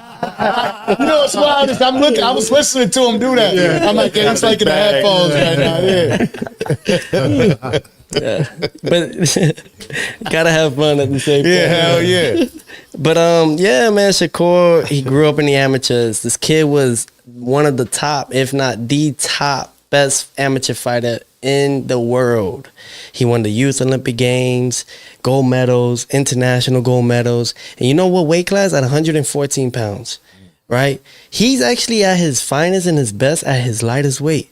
But the kid's eating a lot during in between camps. Now he's going up to 35. My father was right about a lot of things with these kids, Haney and you gotta have pop and you gotta have chin, brother. If you don't got one or the other, these days, so Shakur, you should go to 130. Go probably even try to make it a 26. Because that's where you're going to really become undisputed and people really going to talk heavy about you. Especially if you fight in the way. If you fight in the way and you beat them and outclass them the way you do with all these other guys when I saw you in the amateurs, bro, you will be pound for pound on that list. But you know something? You're resorting on your investors. You're resorting on your back end to help you. And that's just not how it goes. They could do so much to get you to the where they got to get you. But that's what I love boxing. Boxing is that they could help you get there. But boy, when you got to fight, that's all on you. Just you in that ring, boy. It's just you. It's like taking a horse to water. It's up to them whether they drink it or not. You know? And boy, I be goggling that water. All of it, man. I be diving in there. I love it. And, you know, you become a good swimmer. But really is that, man. And to his main confidant and his main guy, his main piece of the whole puzzle, Jada Pinky, got nothing but love and respect to you, my brother. It's always been that way. I remember we spoke in your home a few times, and it's been a remarkable time speaking with you. And I will not fight your guy. I am not there to fuck your money up. I'll rather let him do that on his own. So Shakur Stevenson, we won't ever lace up a pair of gloves, and I don't care what they try to do, because I respect Jay very much. And I know that at the end, it's about a business, a good business, more than anything. And mainly it's about building that relationship. You never know. I might need Jay one day. You know, I might need him for my son one day. You know what I'm saying? Shout out to the H-Town. Shout out to H-Town. You know, I got a lot of love in Texas, man. So to him and to everyone out there, to the Mob Tide team, to his family, I given them tickets, my own fight tickets that I had to pay for. You know, I'm the type of person that buys tickets. So y'all want tickets? I got tickets for you guys. Yeah. This one I spent some good money, 150 tickets. You know, I got 50 good for friends and family of mine, and then I got another 100 that y'all need. I got y'all. I'll tell you what, we're somebody. What we do over here is if we're rocking with somebody, we take care of our shit too, because it's important to support it. And we show you know up. what I mean? Like it's important to. Shit, if you're doing the work, right? Like you really spent your whole life into this shit. It ain't a thing. But you gotta understand, a couple thousand to get some tickets. Baby. Like what's up with that? That's what it's all about. I get it, you know, but I'm a giver, man. At the end of the day, I love to give, and I love to give to those because I feel like that's how you. I love to give, you know, at the end of the day, because I think that shows you a bigger difference in this world. You know, a lot of people want to take, and it's the irony of it. I'm known as the takeover, but really? but I love to give, and but yeah, I just Yeah. You like to hear that? And yeah, man, just gotta say it again. Jay Prince, love you, brother, and always my utmost respect to you. I know you love boxing, so do I, man. And we had a good talks, man. I enjoyed his wine, his champagne. I've heard good things. Like Very good. Shout out Jay Prince. It's not just the gimmick. It's not just the it's Blue real. Bel Air. It's a real product. Man, I had one, and I was just like, oh, shit. Yo, this man has some good stuff. So he knows what he's doing. He's a very successful businessman outside of everything, and a true essence to the sport. And I love that he's had Floyd Mayweather. He's had Andre Ward. He's having now Shakur Stevenson. And I just don't want to fall into that. You know what I'm saying? I got a son, and I love him very much. So Heard that. yeah, Not man. knowing all this, the way that you approach boxing, I find it surprising that you even said anything about retirement. Right? Was that serious? Or was I that think- just like you were just tired of it at the moment? Who was it that said it? It was you, Orlando, that mentioned that. Like, I just figured it out, got tired of the shit because I realized that they're not gonna give me what I Right. you know what I'm The saying? politics on it. Yeah, so it's like, Said it well too. you know what I'm saying? And then at the same time, I wanted to take a step back. You know how you fuck up this game? When you become a need, you just pull back. Now what? Now Yeah, what? Fuck the whole script up. Now you got to rewrite it. You got to rewrite it. I'm gonna let these fighters, since y'all talking so heavy and saying that they're the best of the best, let them put it out. Make them, yeah. Let Make them them- go in there. You know, I pulled out. I ain't got no more babies. I'm chilling. You know, so keep it like that. And then I let these guys go in there, and then they realize. So boxing, and at the same time, man, I never got to really spend time with my son. Right. So training camp, all that stuff, man, you got to sacrifice a lot of that time. My son is 2, about to be 3 by the end of the year, and Bless. and I could say I only spent probably 9-10 months with him. Nah, I feel you. Tough. Yeah, Very tough. you know, and obviously I don't want to speak bad on you. Okay, I know we got to go through the lawyer fees, and I got to pay all that court fee, but you don't make it easy. You know what I'm saying? You said enough. You said I don't want you to have no. You don't make it easy, but you know, hey, it's okay. It's tough. You know, I was just recently talking to a nephew of mine through, you know, family and friends, like I consider my brothers, so their kids are my nephews, you know. So his my boy's son just recently, you know, little Derek recently got married. Congratulations, Derek. I'm sad I wasn't able to be there. My children, I've yet to spend Good luck. more than 5 hours separated from them. In the 2 years, 2.5 years, there hasn't been more than a 5 hour window because I've been so focused on that because I didn't have it around. I didn't have my father around, and I've done everything to make sure that I'm there. And I ended up falling in love with that too. Not only did I fall in love with, you know, being my son's father and my daughter's father, but I fell in love with just being present. I fell in love with being guidance, you know what I mean, to be able to be there, to be able to teach and to lead. And you're like, I was taken away from that moment, right? And I sat there and I'm like, man, when is the time that I gotta sit down and humble myself and say, you know what, it's okay to be away, because I might get myself too stuck on, I don't ever want to pull away. Like, I can't imagine the day I gotta put my son in a school, which it's gonna be a while because I don't trust his schooling systems.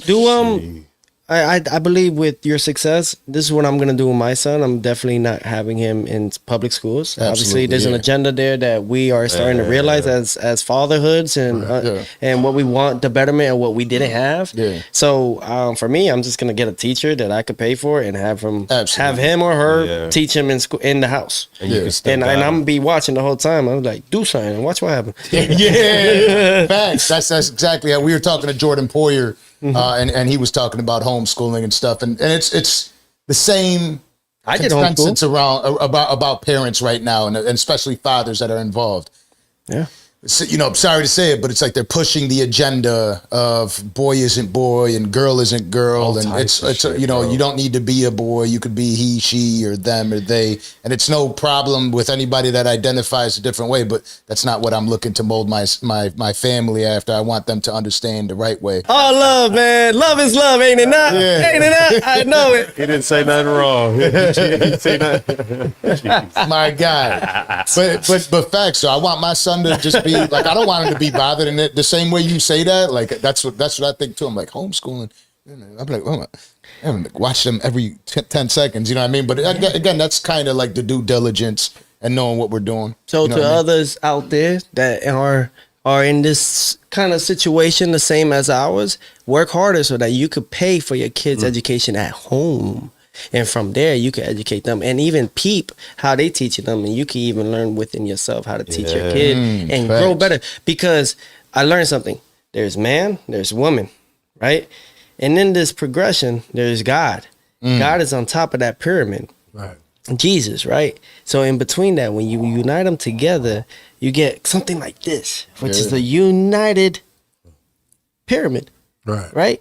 Kind of like what they built when I mentioned him on ESPN. I don't even think ESPN will probably let me talk in my post-fight interview after what I said my last fight. I said in 2600 BC, when they built the pyramids and the guy was pulling that mic, and I said, give me that shit back. They need to hear this part. 2600 BC, before Christ, they built the pyramids and it said, united we stand, divided we fall. So everything is built in our household. And that's why it's a household. When you look at a home, what does it have? It has a household, right? It's like that. It got the pyramid. So for all those out there, I know life is very hard. We all go through some battles and stuff like that, but it's okay because at the end, just keep your faith. Don't focus too much on the money. Work hard and the money will come to you. Take care of yourself, take care of your loved ones. And then when it comes to that, man, understand the motive. The motive is to make sure your kids don't have to go through what you're going through today. Now, again, we can't let you just walk away from the fight, right? No. So June 29th, Steve Claggett, a tough Canadian man. This guy actually comes to fight. He's an actual natural 147 pounder coming down to 140. And so this is going to be a good fight, a good matchup. So a lot of times what they do is they bring guys that as pawns to see how he's going to do with the guy that knows how to play the game. And so with all that, yeah, Steve Claggett is definitely, it looks bad on record, right? The guy got 7 losses, whatever, 2 draws and stuff like that. But this guy is going to come to fight. Yeah. And he's a triathlon type of athlete. So he's got conditioning up the T. Guy doesn't even sit down in between rounds. And you'll see during this fight. Shit. Yeah. So, but this is when I have to better my craft. This is when I got to take everything to another level. Is it a title fight or? Yeah, I'm defending my world titles. You know what I'm saying? Imagine this, and it's that big of a thing because little do people understand. Like a fighter that I faced, like Jermaine Ortiz, was running the whole fight. I'm literally asking for the fight. Come on and fight. You're not fighting me. You're just running, and people want to say cutting the ring and all this nonsense. Yeah, it's very hard to cut a ring off when a guy is constantly not staying still. He's just moving. Right. You see the strategy. Right. Yeah. So it's more like a win for them because they lasted 12 rounds with me. You know what I'm saying? But they almost gave him the fight. Damn. Almost gave a guy that was running the fight and he was going to take it. And little do people understand. The referee, he's a cool guy, you know, but Harvey Dock, right, was the referee that night. And who did Harvey Dock just referee previously right now? Just Haney and Garcia, right? Yeah. Exactly. And then on top of that, Jermaine Ortiz was also trained by the Haneys. So the Haneys had a lot to do with that fight as well. Yeah, there's a lot of conspiracies that were thrown around, but it definitely looked like that ref could have been favoring Haney. I didn't like it was hard to argue against. And on top of that, Bill Haney, arguably known as one of the big guys in Vegas, and I fought where? In Vegas. Right. You know what I'm saying? But justice is everything, man. You know what I'm saying? Sweet. And it's a beautiful thing. And I believe, like, I'll say this one thing from you guys, especially to the culture. You know, Martin Luther King once said, out of a mountain of despair, a stone of hope. So remember that. So I'm so in despair with all this shit. But in this, man, I'm getting hope. And another hope. And another hope. And another hope. And another. I mean, it just keeps going, man. You can't stop it when you want it. You know, and I'm grateful for it, man. I'll tell you that. Hey. And if I do go, just know I went out like a G. Yeah. You know what I'm saying? Hey. But talk to him. That's another thing. Could we see ever you fight Kambosos again? Is that something that you want? Yeah, I asked for it already, and his physical trainer said, "Fuck no."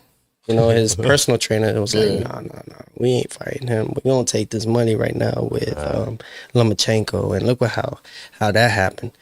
You know, so I don't know. I think that the only thing that he got going for him is saying that he beat me. Yeah. You know, but did you really beat me? You know what I'm saying? With all those conditions and everything, three medical doctors, PhD New York doctors, looked at my records right? And I remember prior to that, after my fight, they admitted me to the hospital, right? And the whole time, the doctors were thinking, should we do surgery on this kid or not? Because it's a 50-50 chance. They got to open me up. They were thinking about closing the holes that I had in me. So they waited it out. And for the past, I think until Monday, I left because I got tired. All they was doing was pumping me with saline. They gave me morphine. Bro, I was in so much pain. The morphine didn't even fucking work. They gave me Dilaudid. Didn't fucking work. That's how much pain and agony I was going through the whole time. My whole lower back, my whole body, literally in pain. And how did this occur again? From all that weight cut, going back and down, back and down, back and down, back and down, back and down, up and down, up and down, up and down, several times, postponing that shit. You know how much that, and I was already a big dude at 135. Right. You know, and I was already having a hard time making weight, especially during the Loma fight. So we're talking about from that Lomachenko fight, then celebrating your win, enjoying that time. And then on top of that, the next year you're going into a fight. They tell you, all right, you're gonna fight on Triller. Here's the $6.2 million fight for you. You know what I'm saying? We took that money, you know, because Top Rank got upset that I beat their golden boy, which was Lomachenko. Yeah. So when I was gonna go and fight again, they offered I think like $2 million at most for me and Kambosos. Yeah. Right? And it's like, whoa, I just became undisputed. You know what I'm saying? Like, I always had that in my, so that's another thing too, though. And I learned from it, you know, I had expectations becoming undisputed. How did you feel the moment you became undisputed? Bro, that shit was a funeral. It didn't hit me because no one really celebrated me.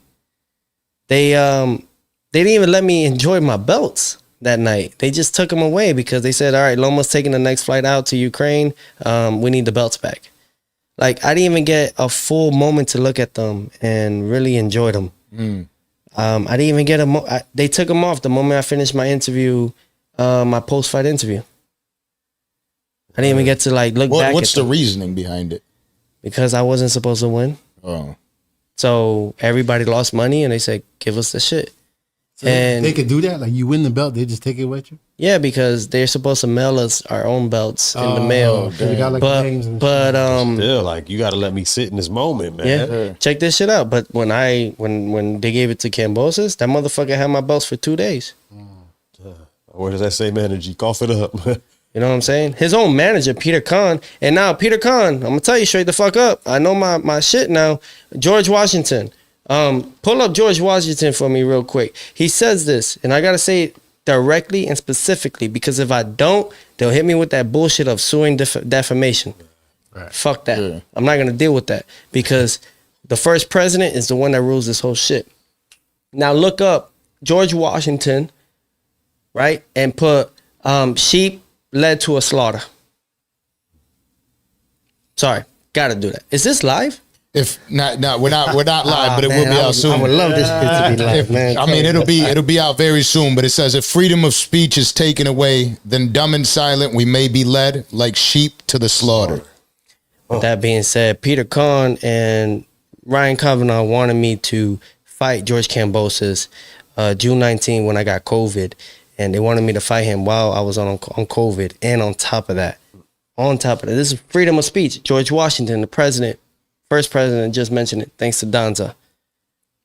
And you gotta say Danza because it's the Spanish thing though, right? Because I got that the way this is how it popped up, right? So real quick side story. That's how it happened. I moved out here. Everybody loves Instagram out here. I had an IG. I didn't want it to be my name. I called myself Tony Danza. You know, who's the boss? And I'm in the gym working out. People know me by the IG name. All of a sudden I hear, Danza! And it just became a staple. So I know what you're saying. I appreciate it. Thank you for checking on me. Danza, right? Yeah, Danza. Yep. Got you. Shout out to Danza. That's why we got edits. Yeah. It's all good, though. It's all good. But yeah, so they wanted me to fight because there was so much money involved in this. I mean, we had a lot of great people behind this, you know? Oh. There you go. Tone tonight. All right. Little baddie? You know. So with all that, man, they wanted me to fight George Kambosos that time. I got COVID. They wanted to do the cocktail treatment like they did therapy, the IV thing like they did for Donald Trump. You know, they wanted to do this whole thing. They were like, just fly to Miami and we'll make it happen. You know what I'm saying? Matter of fact, you don't have to make weight. We'll lie on the scale. Man. And that was from his own manager. Just get there. We know you sick. Yeah, Trying they to make want it you to, happen. yeah. Yeah, because there's a lot of money involved. Yeah. So the same thing, you know. So all that stuff, man, that's how fucked up this game is. You know what I'm saying? They don't care about your life. They just care about it being done. So, Trying to lead you to the slaughter. You see a lot of fighters that are going through a lot, right? Like you see stress take its toll. You see the beating take its toll. A lot of people are losing it mentally. You know, there's a lot of that. What is your plan with boxing because of knowing that, right? Like you're 26 years old. You obviously got a bright future ahead of you business-wise outside of boxing, right? Thank you. What are your plans? Do you plan to keep on fighting? Are you planning on an early retirement? To be honest, you know, if I don't get the fights that I want, you know, it's up to, I leave everything to the creator, man. It's up to him. You know, when my time is there, it's there. You know what I'm saying? The only thing that gets me back going is like, all right, let me see how I can get 3 times. Cause no male fighter has became a 3-time undisputed world champion. Yeah. So I'm like, how do I get to the 3? You know, and, you know, obviously there's there's obstacles that I got to go through and there's things that I got to break as far as like politics wise. And it's okay. That's part of the game.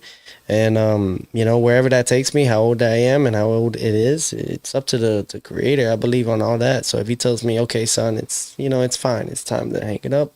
Then I'll do that because I have other business endeavors that I have in mind. You know, I really want to make this sport great again. I even have it on my X app, you know, it's make boxing great again, which I copyrighted and everything. So you know, and definitely when I get to see Donald Trump again, I'm going to have him wear that hat. You gotta swap. You know, exactly. Shout out Donald Trump. Yeah, man, shout him out. So just all those things, you know, whatever it leads to, you know, I felt like I've done so much in just a nick of time, you know, and I believe that I could retire today and be in the Hall of Fame. I just got to wait for the principle of 3 to 5 years, and I'm in the Hall of Fame. Yeah. You know, and that quick, boom. There's 2 fighters that I already beat that they're going to put in the Hall ofAme, Josh Taylor and Vasily Lomachenko. So totally right. Is there like something bigger than Hall of Fame in the boxing? Yeah, right. Wherever that is, take me there. That's where I should be. My face like this. Or like this. Or like this. I'm like, you know, But after everything. Maybe just a video game. That's about it, right? yeah, man. Yo, I am not going to lie. This world is a freaking movie. It's a movie, man. This world is a movie, especially with these triangle people and all these other people, these lizard people. This shit's a movie, bro. Shapeshifters. Scary. Yeah, man. So you believe in What, bro? If I tell you the stuff I've done seen in the skies, bro, y'all be like, man, this man's fucked up. I just say like extraterrestrial, all that shit, ET, all that. It's really IT, so it's like intelligence. You know, it's intelligence. How can I say intelligence technique? So that's really what it is. You're intertwining with them all the time. Right now, it's like boom, boom, boom, boom, boom. It's a radar. Yeah. My antenna's up, and that's how we do it. You know, by prayer. Prayer is powerful, bro. It's powerful, and aliens and stuff like that. If you separate aliens, it's a lie. A lion. It's a lie inside of it. So there's actually, they just found out, there's a discovery right now. There's water inside of the core in the world, in Earth, that is 3 times more than what we're surrounded with in the ocean. So there's more water inside of Earth. So pretty much are in the core. 3 times more than what the ocean is already. On the surface. It's a lot of water. And what is that? About 70% is water? Yeah, 70% of Earth is water, made up of water. We're talking about what?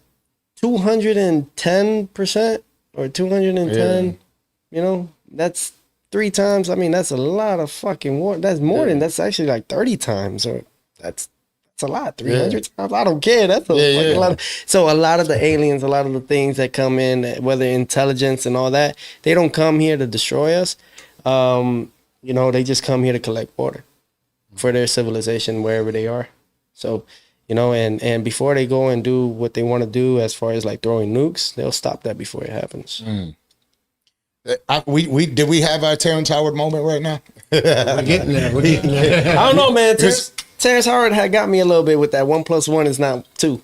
Yeah, I'm gonna stuck on that. Like, damn, he's got 2 like that he said. I don't remember the second one. But I think it's because you got to confuse people. And I think I'm going to learn that too. You know what I'm saying? I can't tell everybody the truth. Yeah. So you got to get them on the Facts. keep them on swivel and guessing.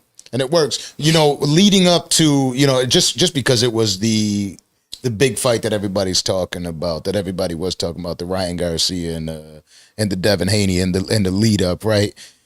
A lot of people said he's crazy. He's talking about the Illuminati and Bohemian Grove and what he saw with the kids. What is your opinion and take on what he was doing there? Was it all for publicity, or do you think there's truth to it as well? Everybody came. All right, so there was a point in time that Gatorade came in the mix. And they were interested in me or Ryan Garcia. There was just something that I didn't agree with on how Gatorade wanted to do it. It was more on that end. Yeah. And I just said, no, I'm good. Ryan got the deal the same day. So I was like, oh, so you took it. And so I'm like, that Bohemian Grove shit was just the beginning of his end. Because they don't kidnap you. You have to be free willing. Remember that. You give up your soul, whatever the case be. You know, God forgave Ryan and gave him the win. But look what's happening with his mother. She got cancer now.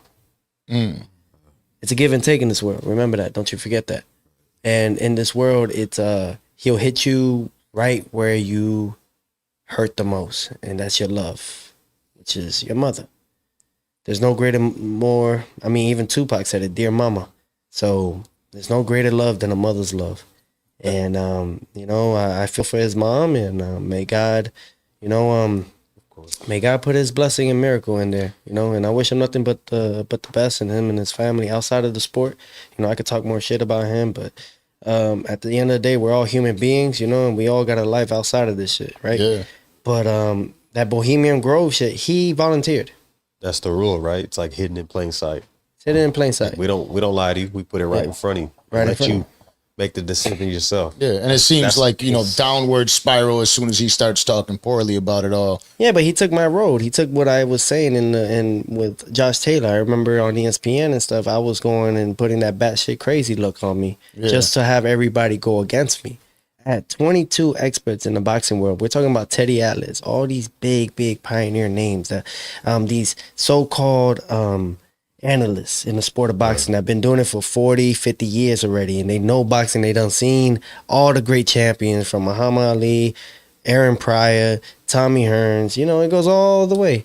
And even Willie Pep and shit like that. That's how deep it goes, right? So so everybody was going. Everybody went for Josh Taylor by either I get knocked out by him or I lose by decision. And I love that, man, because God, that's how he does it, man. And I'm grateful, man. He keep doing that for me in my life. He waits and he shows everyone at this moment's like, he shows like right when God has everyone to think that you're going to lose, he shows the world that he's going to show you that you win in front of the whole world. I think that's the greatest thing about it all, man. So absolutely, I love it. Against all odds. Fuck yeah. Another Tupac reference. He hit him with the dear mama, against all odds. Okay. Yeah, Illuminati. Yeah, and I imagine when you're going to get in the ring with Claggett, hit him up. Yeah, hit him You know up. what I'm saying? Or, you know, like the franchise boys, you know, make your face beat up my hands. Yeah. What do you envision happening in this fight realistically? I believe that it's my rebirth, you know, of that time in 2018, 2019, that cycle of just climbing up the ranks so quick and so easy. You know, this guy is not a slouch. I'll tell you that much. He ain't no slouch. But, you know, I know that I'm the best. This is just to show me how great I truly am. You know, I need that confidence. Because, like, when it came to my ex-wife, I just felt like she took that down a notch. Yeah. You know, didn't really keep it up. Kind of brought it down so that she could build it herself. I see. Absolutely. You know? And there's women out there like that, you know. A lot of them are like that. It's a man eater. That's what they call them, man eaters, right? Yeah. So So it's okay, man. At the end of the day, I'm blessed. You know what they say in the scriptures too: blessed are those who have not seen yet believe. Faith. Yep. And faith is something that all these other people. I remember, man. Oh my gosh. All right, so I'm gonna tell y'all something right now. After my fight with Jermaine Ortiz, I had just won, defending my world titles. Remind you, Nestle, Pepsi, all that extra stuff, right? And then they had me fighting at the Michelob Ultra Arena, which is owned by Anheuser-Busch, which is my endorsers. Right. So who really paid for all these things? On top of that, Top Rank got a deal with Bud Light. I wonder how, through me. Yeah. Matter of fact, fucking Eddie Hearn in Matchroom had a piece of Bud Light because of through me.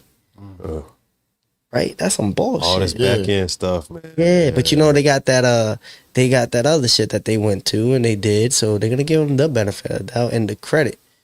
But that's the thing about, even Terrance Howard, how he said about how all these big brands that we see today that are multi-billionaires and stuff, that how he invented some things and they took his patent because they could do that, And it's the same way that goes around for all of us, But it's cool because they still need us. You know why? Because they're too fucking stupid to do it themselves. So Full circle. it's a full circle, whole full circle. So remind you, 2018 Sports Illustrated named me Prospect of the Year for boxing. After everything, they had the Super Bowl that week, Sunday, right? Kansas City Chiefs versus the Niners? The 49ers, San Francisco 49ers. Okay. They had a party. They had the Sports Illustrated party, I believe, on Friday or Saturday night. Fought Thursday. So, shit, why not, Let me go in. I remember my father was drinking a little bit, and I told him, yo, we're about to go into some shit that you may not understand right now, but, I need you to sober the fuck up, drink water, you know what I mean? And, Get alert. Get alert, because right now we're about to enter the devil's den. You know what I'm saying? And we're going to see if my little bro wants me to go in or not. If he wants to party all to himself, or he going to let us in and actually have us, play a little bit of game and connect, as far as networking. Yeah. Fucking they had Jordan, everybody up in that bit. Fire. And Ryan Garcia was able to go in. Devin Haney was able to go in. And then they find out, so we got two of these guys, Teofimos and stuff. Boop. Couple, literally 10, 15 seconds. Boom. They hit that. They said, these two can't come in. These two can't come in. Remind you, Sports Illustrated, Prospect of the Year. Yeah. So, I fucking lose it for a second. I said, I knew it. But I said, he will never win. He will never win. He'll never win. San Miguel, Arcangel Michael. Don't you ever fucking forget it. And the fucking security was just spooked. Like they thought I was going to cast him to come down or something. Fucking like a ghost. Literally, like if they saw a ghost. And I don't give a fuck. Because I know who put that motherfucker down there and had him on. And told him respect the balance or else. Right. And that was Arcangel Michael. A lot of people don't. Why do they have these statues? Why do they have that shit? That's the only one that put Satan down and defeated him. But because of the Almighty Father, he just said, I could destroy you right now, but we're not going to do that. We're going to teach you a lesson. But what did he do? Because he's a big ass snake. Went back and did what he does today. So, but I preached that shit. And they ain't like that shit. But they got scared. And I said, yeah, I know, because y'all don't get that a lot. But I don't give a fuck. And after that night, my dad just grabbed me. He said, oh my gosh, I thought you were crazy for a second. All these people saying this and that and crying to me on my shoulder. And I'm hugging him. I'm like, it's okay, Dad. You haven't seen what I've actually been through. I had to deal with that shit by myself. By myself. Yeah. All across this nation. So, and to come out of it alive and be where I'm at today, it's possible. I just want you to know it is possible, but it's not easy. But through the hardships, it makes you greater than anyone else that's on that platform. Right. It makes you real. And the best thing about this shit that I've learned from the OGs and the old heads, real recognizes real all the time. And they respect you for fucking at least standing on. There's people that actually have sold their soul and got tricked. Yeah. But I go out my way to fight so that they can at least get that lick back through me. Right. Through me. What's the tag represent? Oh, these are, so I got a few of them, man. I got B Water, my friend. Let me stay still. Bruce Lee. Bruce Lee. I got faith, love, the 3 arrows with the native flag, the native feather, and the 3 arrows is hope, right? And then over here we got my 369. So 369 is it all represents my family really. So my sisters, and then me as a Leo. I'm a Leo. I'm a lion. Hello. Yo. Wait. What kind? Coming up. August or July? August 4th. August 4th. I'm July 30th. Okay. August 11th. Yeah, we right there, brother. Yeah. Yeah. King of Kings, bro. Yep, August 11th right here. August 11th. Yeah. Okay, we got Lions man. Den. There's a Yeah, there's the Lions Den, yeah. What about you, Orlando? I know you ain't. Come on, you ain't say it. So what is it? What is it? Cancer. Cancer? June 22nd. June 22nd. Okay, so you right there Round by the away. cusp. Round away. Shit. Okay, now. Cancers are loyal, bro. Cancers are loyal. I love that, man. Birthday season and it's like coming what is it? A water symbol? I think you guys water sign. Yeah. Hell yeah, and what? Be water, my friend. Yo, so we got fire, water. This man, we steaming up. So man, yeah. So these things all in correlations of my family. Everything that I put on my body is my temple, and this is what means the most to me. So I got my grandfather here, 1916, first of the, well, as far as I could go back, Teofimo. Yeah. Right. So this all correlates to me. Number one. That's number one. Yeah, that was my first tattoo. Yeah. Yeah, my first tattoo ever. What does your name mean? Sorry to tell. Teofimo? Yeah. So actually in Greek mythology, Theo means gift of God. Yeah, and the Fimo is fuck it, move on, or fuck it. That's good. Because I noticed you keep the name going. So your son's the 5th, right? Yeah, he's the 5th, man. And tough. in the 10 crack commandments, or in the 10 commandments, because Biggie says crack commandments, but in the 10 commandments, the 5th one is thou shalt not kill. So I know that my son will have much more of a longer life than I will. So that'll be great.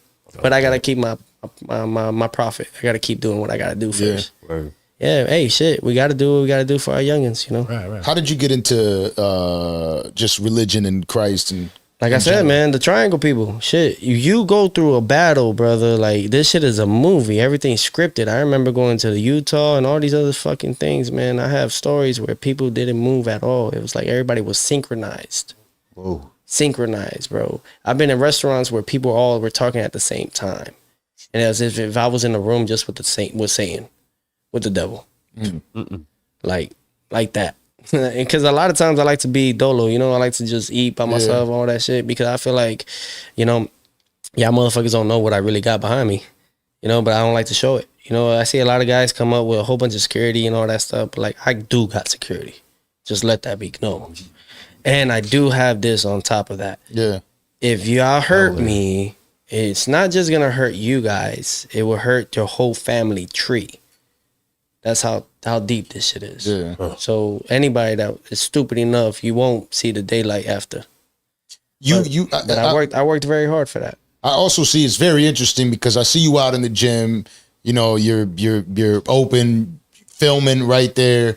It seems like you're not hiding in camp right now. You're not secluded. You're just out there in the open. Everybody's able to see you, and you're able to sit there, talk to the fans and whatnot. So. Baby.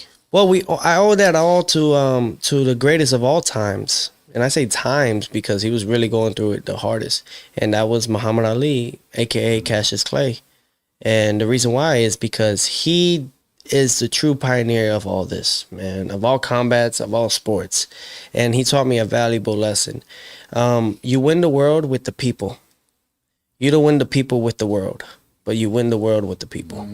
And I'm a giver, and I give people my time. You know, time is very precious to all of us, and those people literally go out of their way to support you in all areas.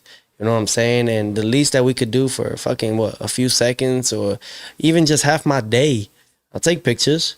Yeah. I'll sign autographs. Show some love. I don't charge nobody for anything, man. I feel like that's how you keep going. Because when you have the people with you, who could be against you? Yeah. Right. And that's how you break the game. You know, because You mentioned Bruce Lee as a mentor through spirit. Would you consider Muhammad Ali a mentor through spirit? all of them. Bruce Lee, Muhammad Ali, Bob Marley, Martin Luther King, like I said before, Malcolm X, you know, who else I could really think of? John F. Kennedy. It's a lot of guys. Nikola Tesla. If I could really tap in a little bit more, Teofimo Lopez. Number 1, 2, 3. Yeah, you know, and all those things intertwined. Jesus, definitely. So all those, man. Archangel Michael, everything, man. We're all actually light beings. The only issue is that now we have flesh, which is 6, and then our spirit is 9. So that's why we have the balance of 6 and 9, because we had to respect that. So how it started was from Adam and Eve. Adam and Eve was, the apple was 5. It all correlates. So apple is 5. 5 is freedom.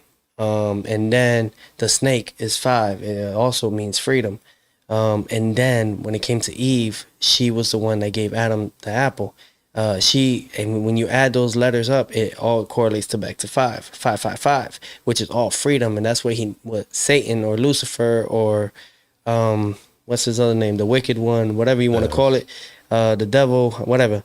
He had to find leverage and way to find how to shapeshift to freedom, because when he got kicked out of heaven, out of God's, he was nothing.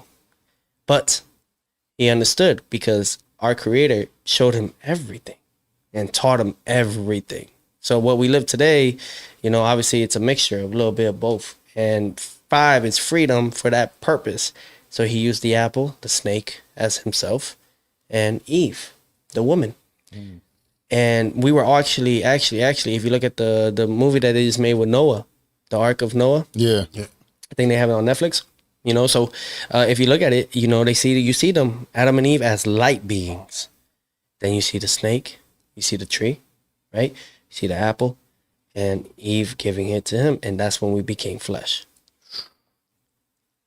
And that's why we are. Boy, it gets deep with it. Yeah. So all those things, man, and it's good. Everybody needs to wake up and, you know, smell the roses, really. So that all plays that role, man. It's obviously it's a fair game, and God wouldn't have done it and allowed it if he didn't want it for us to learn from it. So it's up to us to really focus on our flesh, but at the same time, really, really, really tap in on your spirit, because that's the main purpose of it all. If you feed your flesh more than your spirit, then you're leaning more on that side. You gotta feed your spirit a little bit more than your flesh always, because that's where we started as light energy beings. All this is energy. So, yeah. How do you recommend feeding the spirit? For me, everybody's different. Meditation is a different way of form, and anyway, it could be playing instruments, music. Did y'all know that Lucifer was his gift was music? Yeah. His rib was a harp. I didn't know. I didn't know that, but yeah. Oh, y'all didn't know that? I know he was God's favorite, and yeah, he loved music. It's not invented music. He played, and I know that we had him here last week, Orlando Brown. So he actually he would play lullaby, harmonious music to the angels above, and he would even play the best, sweetest music to our Creator, and it was through the harp, because God loved. He loves vibrational things. What is it again? Frequency. Thank you. So frequency is through music. That's why you hear Kanye say 808 beats and stuff like that. That hurts and stuff. It has a lot to do with it. You hear a lot of music now, like Bon for Bon and stuff. It's all demon beat drum. You know, it's no longer like harmonious. It's more devil-like, worshiping. Vibrating at a lower frequency. Because that's how he's able to at least bring us down to his level. Because if your vibration is too high, he can't reach you. So all that stuff, you know, so music was his harp, and he would be right next to fucking the Creator, our God that created everything. He created the beginning. So he would play right in front of him. But obviously he didn't like us. He didn't like mankind. He felt like we were, it was his mistake creating us. That's why God banished him. Because God is never wrong. Wild that naturally I meditate every day, even with my son with higher frequency. Well, meditation, it could be any of those things. So for me, I do journaling. So I got like my own books and stuff. I write my own Bible, really, so that whenever the time goes for me, my son can look back in those books. I left him some things that he could tap in on and learn from as he goes through his experience and life experiences. So, and for me, sitting, trying to like just going inside the ocean is really good for you. It kind of cleans that aura. that bad Word. aura. Word. It gives you a good, nice clean. Always That's why. feel cleansed after leaving the beach. Like, Yeah, you ever feel tired afterwards, especially from the sun and shit? You're like, oh fuck. Well, that's all your energy rebooting itself. It's taking all that bad out, and then it's redeveloping all through your chakras. We got 7 chakras, just like the 7 archangels. Some, all that in mind. Jesus, when he was crucified, they put INRI. You add it up, it's 7, which is 25. And little do people understand. In this, how old was Biggie when he passed away? 25. 25. How old? Pac was 25, and I think Biggie was like 24. Yeah, that all correlates to the mark of the beast. So you see Nas, you see all these guys, Lil Nas X and all them, they all do this crucifixion. Yeah. Because they're worshiping the other one. So the one that wants to be God. Yeah. Yeah. Sorry, I know it's happened a little sometimes, but the whole thing really is just that. So I had to do a lot of studies. Numerology is big, and that's was one of the first languages that was what is it, like the Arabic or Hebrew? it's Like it was one of the first language. yeah, before Hebrew though, there was something else. Yeah. I can't think. I don't know it. No, I can't think of But it. see, I don't know everything. I don't, and I'm still learning through the process. You're there though. Yeah, like You're into it. I'm tapped in. Like I'm listening. I'm paying attention to what So, you take them out. You let them take off their shoes. Let them play in the playground and shit like that. Let them actually stay grounded. Sounds like basically anything that doesn't involve a phone. Everything that God created, Yeah. that actually created. So whether it's taking them to the mountains, going for even riding on horses and animals or whatever the case be, that was created by God. So anything God-like form, that right there is that meditation. Even if you want to zen and just for a moment, just have that just moment of quietness. Silence is our last chakra, which is our crown chakra. So when you have just a moment of silence, right? Why do you think in fighting, to do the 10 bells? Or like when someone died or something, let's have a moment of silence for them. That's the crown. Yeah. Which is the last piece of our God. Yeah, so that's why the third eye, all that shit. Yeah. A lot of people find meditation in running. That too. Yeah.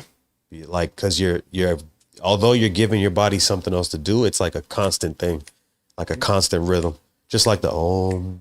Yeah. And like, although it's constant, you can actually focus in it. And so through all it gets fucking deep. Yeah. Have you ever tried a sensory deprivation chamber? Yeah, I've done it before. Like the float tanks, like just whoa. Yeah. Boy. I even did like psychedelic shrooms with it too. Yeah, you went deep then, cause boy. Yeah, out there. Man, the last time I went, I got stuck in a loop. And I had to turn the light on and step back out of it. Yeah. I was on my birthday. I was having such a good day. And it's trippy because every time I talk about it, I run myself back through the loop. That's how it works. But I remember saying, because I woke up, got a haircut, had like my favorite smoothie, went to the gym, and then, smoked a little joint, and then went to the sensory deprivation chamber. And then I was like, okay, now I'm here. Mm-hmm. Today is a good day. I woke up. I went to the gym. I had my favorite food. Yeah, and now I'm here. Today's a good day. And I was like, all right, I had to get out of it. I had to break the void. I was so deep. Because when you're in there, if anybody who doesn't know, the water is body temperature. So you don't feel the water. And then it's salinated salt water. So you float. So you don't normally, like, even if I try to meditate and I sit, I'm going to feel like my lower back, that one pinch nerve. Yeah. I'm going to feel like even my ankle touching my just me holding out my arms. But when you're in that chamber, you don't feel the body at all. It's just the mind. There's no color. There's no sound. There's no interference. You don't even feel the breath, the breathing, the weight of the shirt on your chest even. You just, it's wild. And you don't even it's feel amazing. like, you don't even feel like opening your eyes. Like it's hard at that moment. It's like, even if you do, you still. Yeah, because I shut off the lights and the music. And so when I do open my eyes, I can't, I'll start tricking myself until my eyes aren't even open right now because it's complete darkness. Yeah. But it's super dope. I can't imagine doing that on psychedelics. We recently had Jordan Poyer up here, as I mentioned before. Shout out and to he Jordan was, he just came back from an ayahuasca retreat. I've done that. Really? Very, very well. I'm planning on doing another one in a different country, actually, where it's more.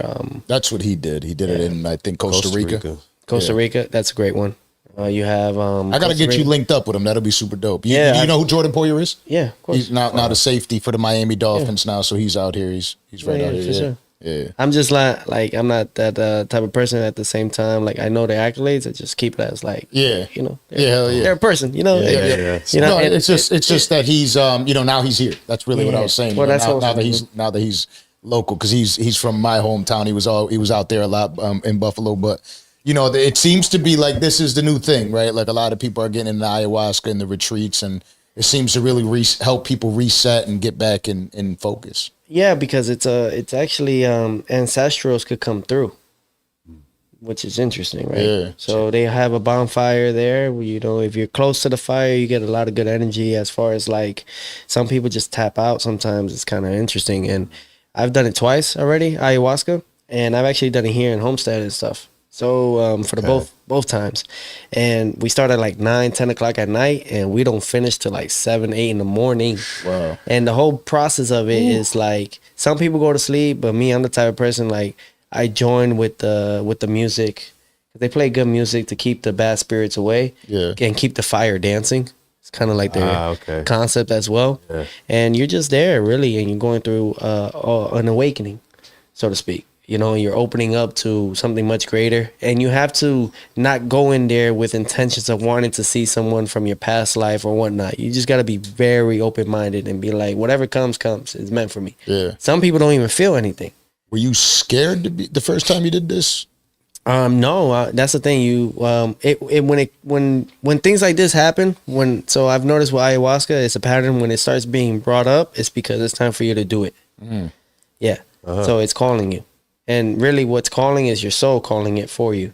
So I remember feeling like something deep in there. And then they call it purging. So you could do two ways of purging. You can either shit the whole night or you could throw up. Oh, wow. And what it's really doing is it's taking in all that's going on in your body, stuff that you've carried that's been turmoiling you, that's been blocking your vision. Trauma, childhood trauma, all that stuff, shit that you never wanted to revisit. It's like shadow work, and then you just throwing all that shit out. Physical. Not gonna lie, sounds terrifying. I'm about to say that. Does not sound fun at all. But the way you leave, you feel clean. man. I mean, Jordan damn near convinced me. He's starting to convince me too, and it's like this is the part where I'm sitting there like, all right, chill out. Here we go. You know what I mean? Before the next podcast gets a little wild. Trip to Costa Rica. Yeah, you got Costa Rica, you got Chile, you have Colombia. You have a few places that really have those nice temples. You have what is it, the Amazon? Yeah, that's on another one. That's like the OG, right? That's the fucking frog or the toad. The toad where you get hit, like they bite you as poison. Ooh. Yeah. Ooh. Yeah, so, boy. There's the awakening. I'm out of that one. Huh. Yeah, I'm out of that one. Yeah. How does this translate to your fighting? Do you feel that this helps make you a better fighter? Yeah, it does. I don't want to say that it does so much and it's changed my style, but it changes your purpose. We're all trying to find what's our purpose in life, and I think the ayahuasca kind of gives you that GPS to find it. So once you get to that point, you're finally trying to say, God, please save my soul, and then he comes in and it brings all these things to come into light, and then little by little you start, like, without even asking for it, it just boom, boom, boom, because your chakras are cleared, your new temple. Really, that's why, like, I loved. I ever heard the song by Self Conscious by Prodigy and Nas? Oh man, y'all gotta hear that. Probably, I don't know. Self Conscious. So it's him and y'all gotta play that. I tell you. So at the end, Nas says, he says at the end, he says, "My body is my temple, my mind is my power." And in those things, it correlates. Our bodies are temple, so we have to take care of it. That's why, you see a lot of the foods now, everything's being food processed and shit. Because little do people know, our stomach's actually our first brain. And then our mind is our second brain. Oh, so you poison it through. Yeah, so that's why, like the umbilical cord, we have our connection through our mother, right? Yeah. So that umbilical cord and everything, we feel everything, we eat everything they do. If we don't like it, we spit it out. They got to throw it up. So that's our connection right there. Through the stomach. Through the stomach. Damn. So That's where the saying "feel it in your gut" comes from. Oh, you got a gut feeling. that gut feeling. Yeah. There you go. It's actually your brain, your mind, Yeah. Yeah, man. So Mind blowing. it's a lot of things, man. And it's pretty interesting. You don't want to stop learning once you find it. Yeah. Facts. So before we let you go, something that we love to ask our guests is life is grand, right? And it seems like in your 26 years of life, you've accomplished a lot. You've already told us that your life expectancy, the way you look at it, you've already lived a third of your life, right? So 75 years, you're at year 26 already, right? In life is grand. Out of a 1 through 100, where do you see yourself at in the scale of life at this time? Infinite. I can't scale it. It's unlimited. There's no number. There's no number. There's no number to this. Number doesn't exist in this realm and in this time. Yeah. And if you look at 2024, you add that up, it's 8, and it's the time of the infinite. So I'm at that course. Yeah. I can't scale it at 1 to 100. That's too little. Yeah. But I knew it. I knew it would have been a different answer. Yeah.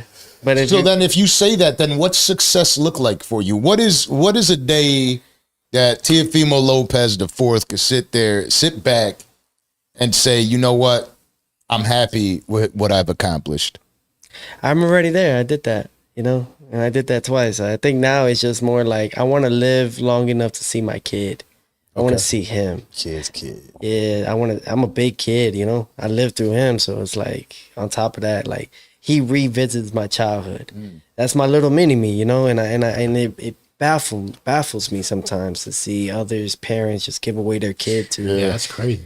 It's like you're giving your younger self on top of you giving yourself. It's like yourself. Yeah. Because my father used to say it to me, and I say it to my daughter all the time. I always say, I remember when I was your age. Exactly. I say it to her all the time. Yeah, man. So for me, success is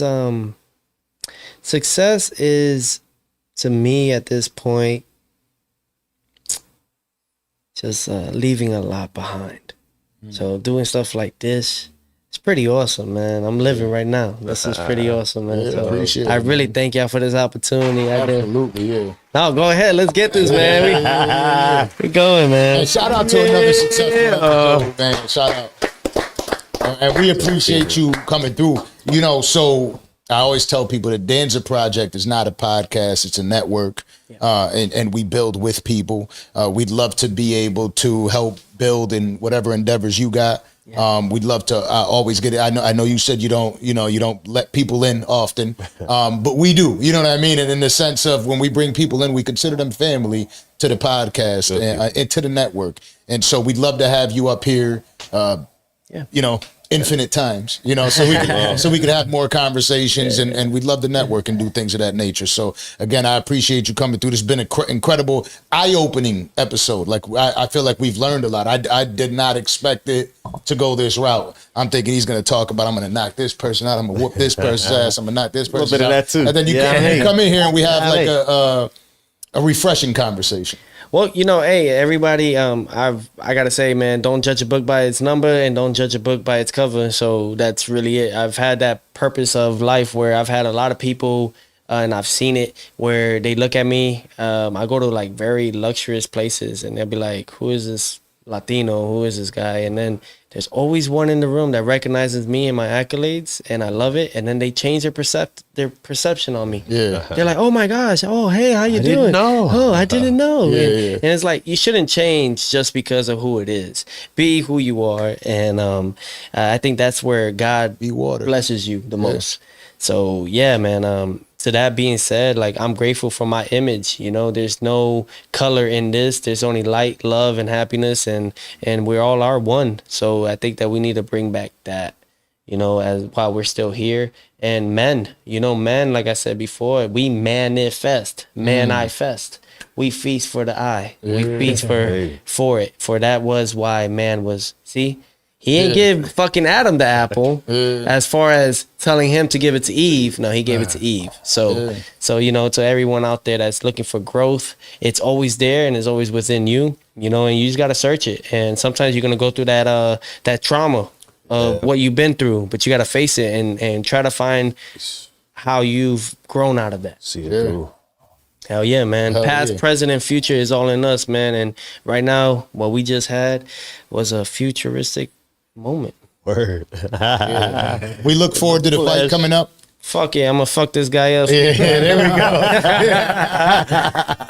Hey, it only makes my job easier because the rest are pussy, man. I'll just say that. So what I do to this guy, it just makes it where they don't want to fight me, and that's the easy life. Let's get it. Shout out to you, Orlando. We appreciate you. You know what it is. Sign us off. This is the Danza Project, Season 3. You heard me?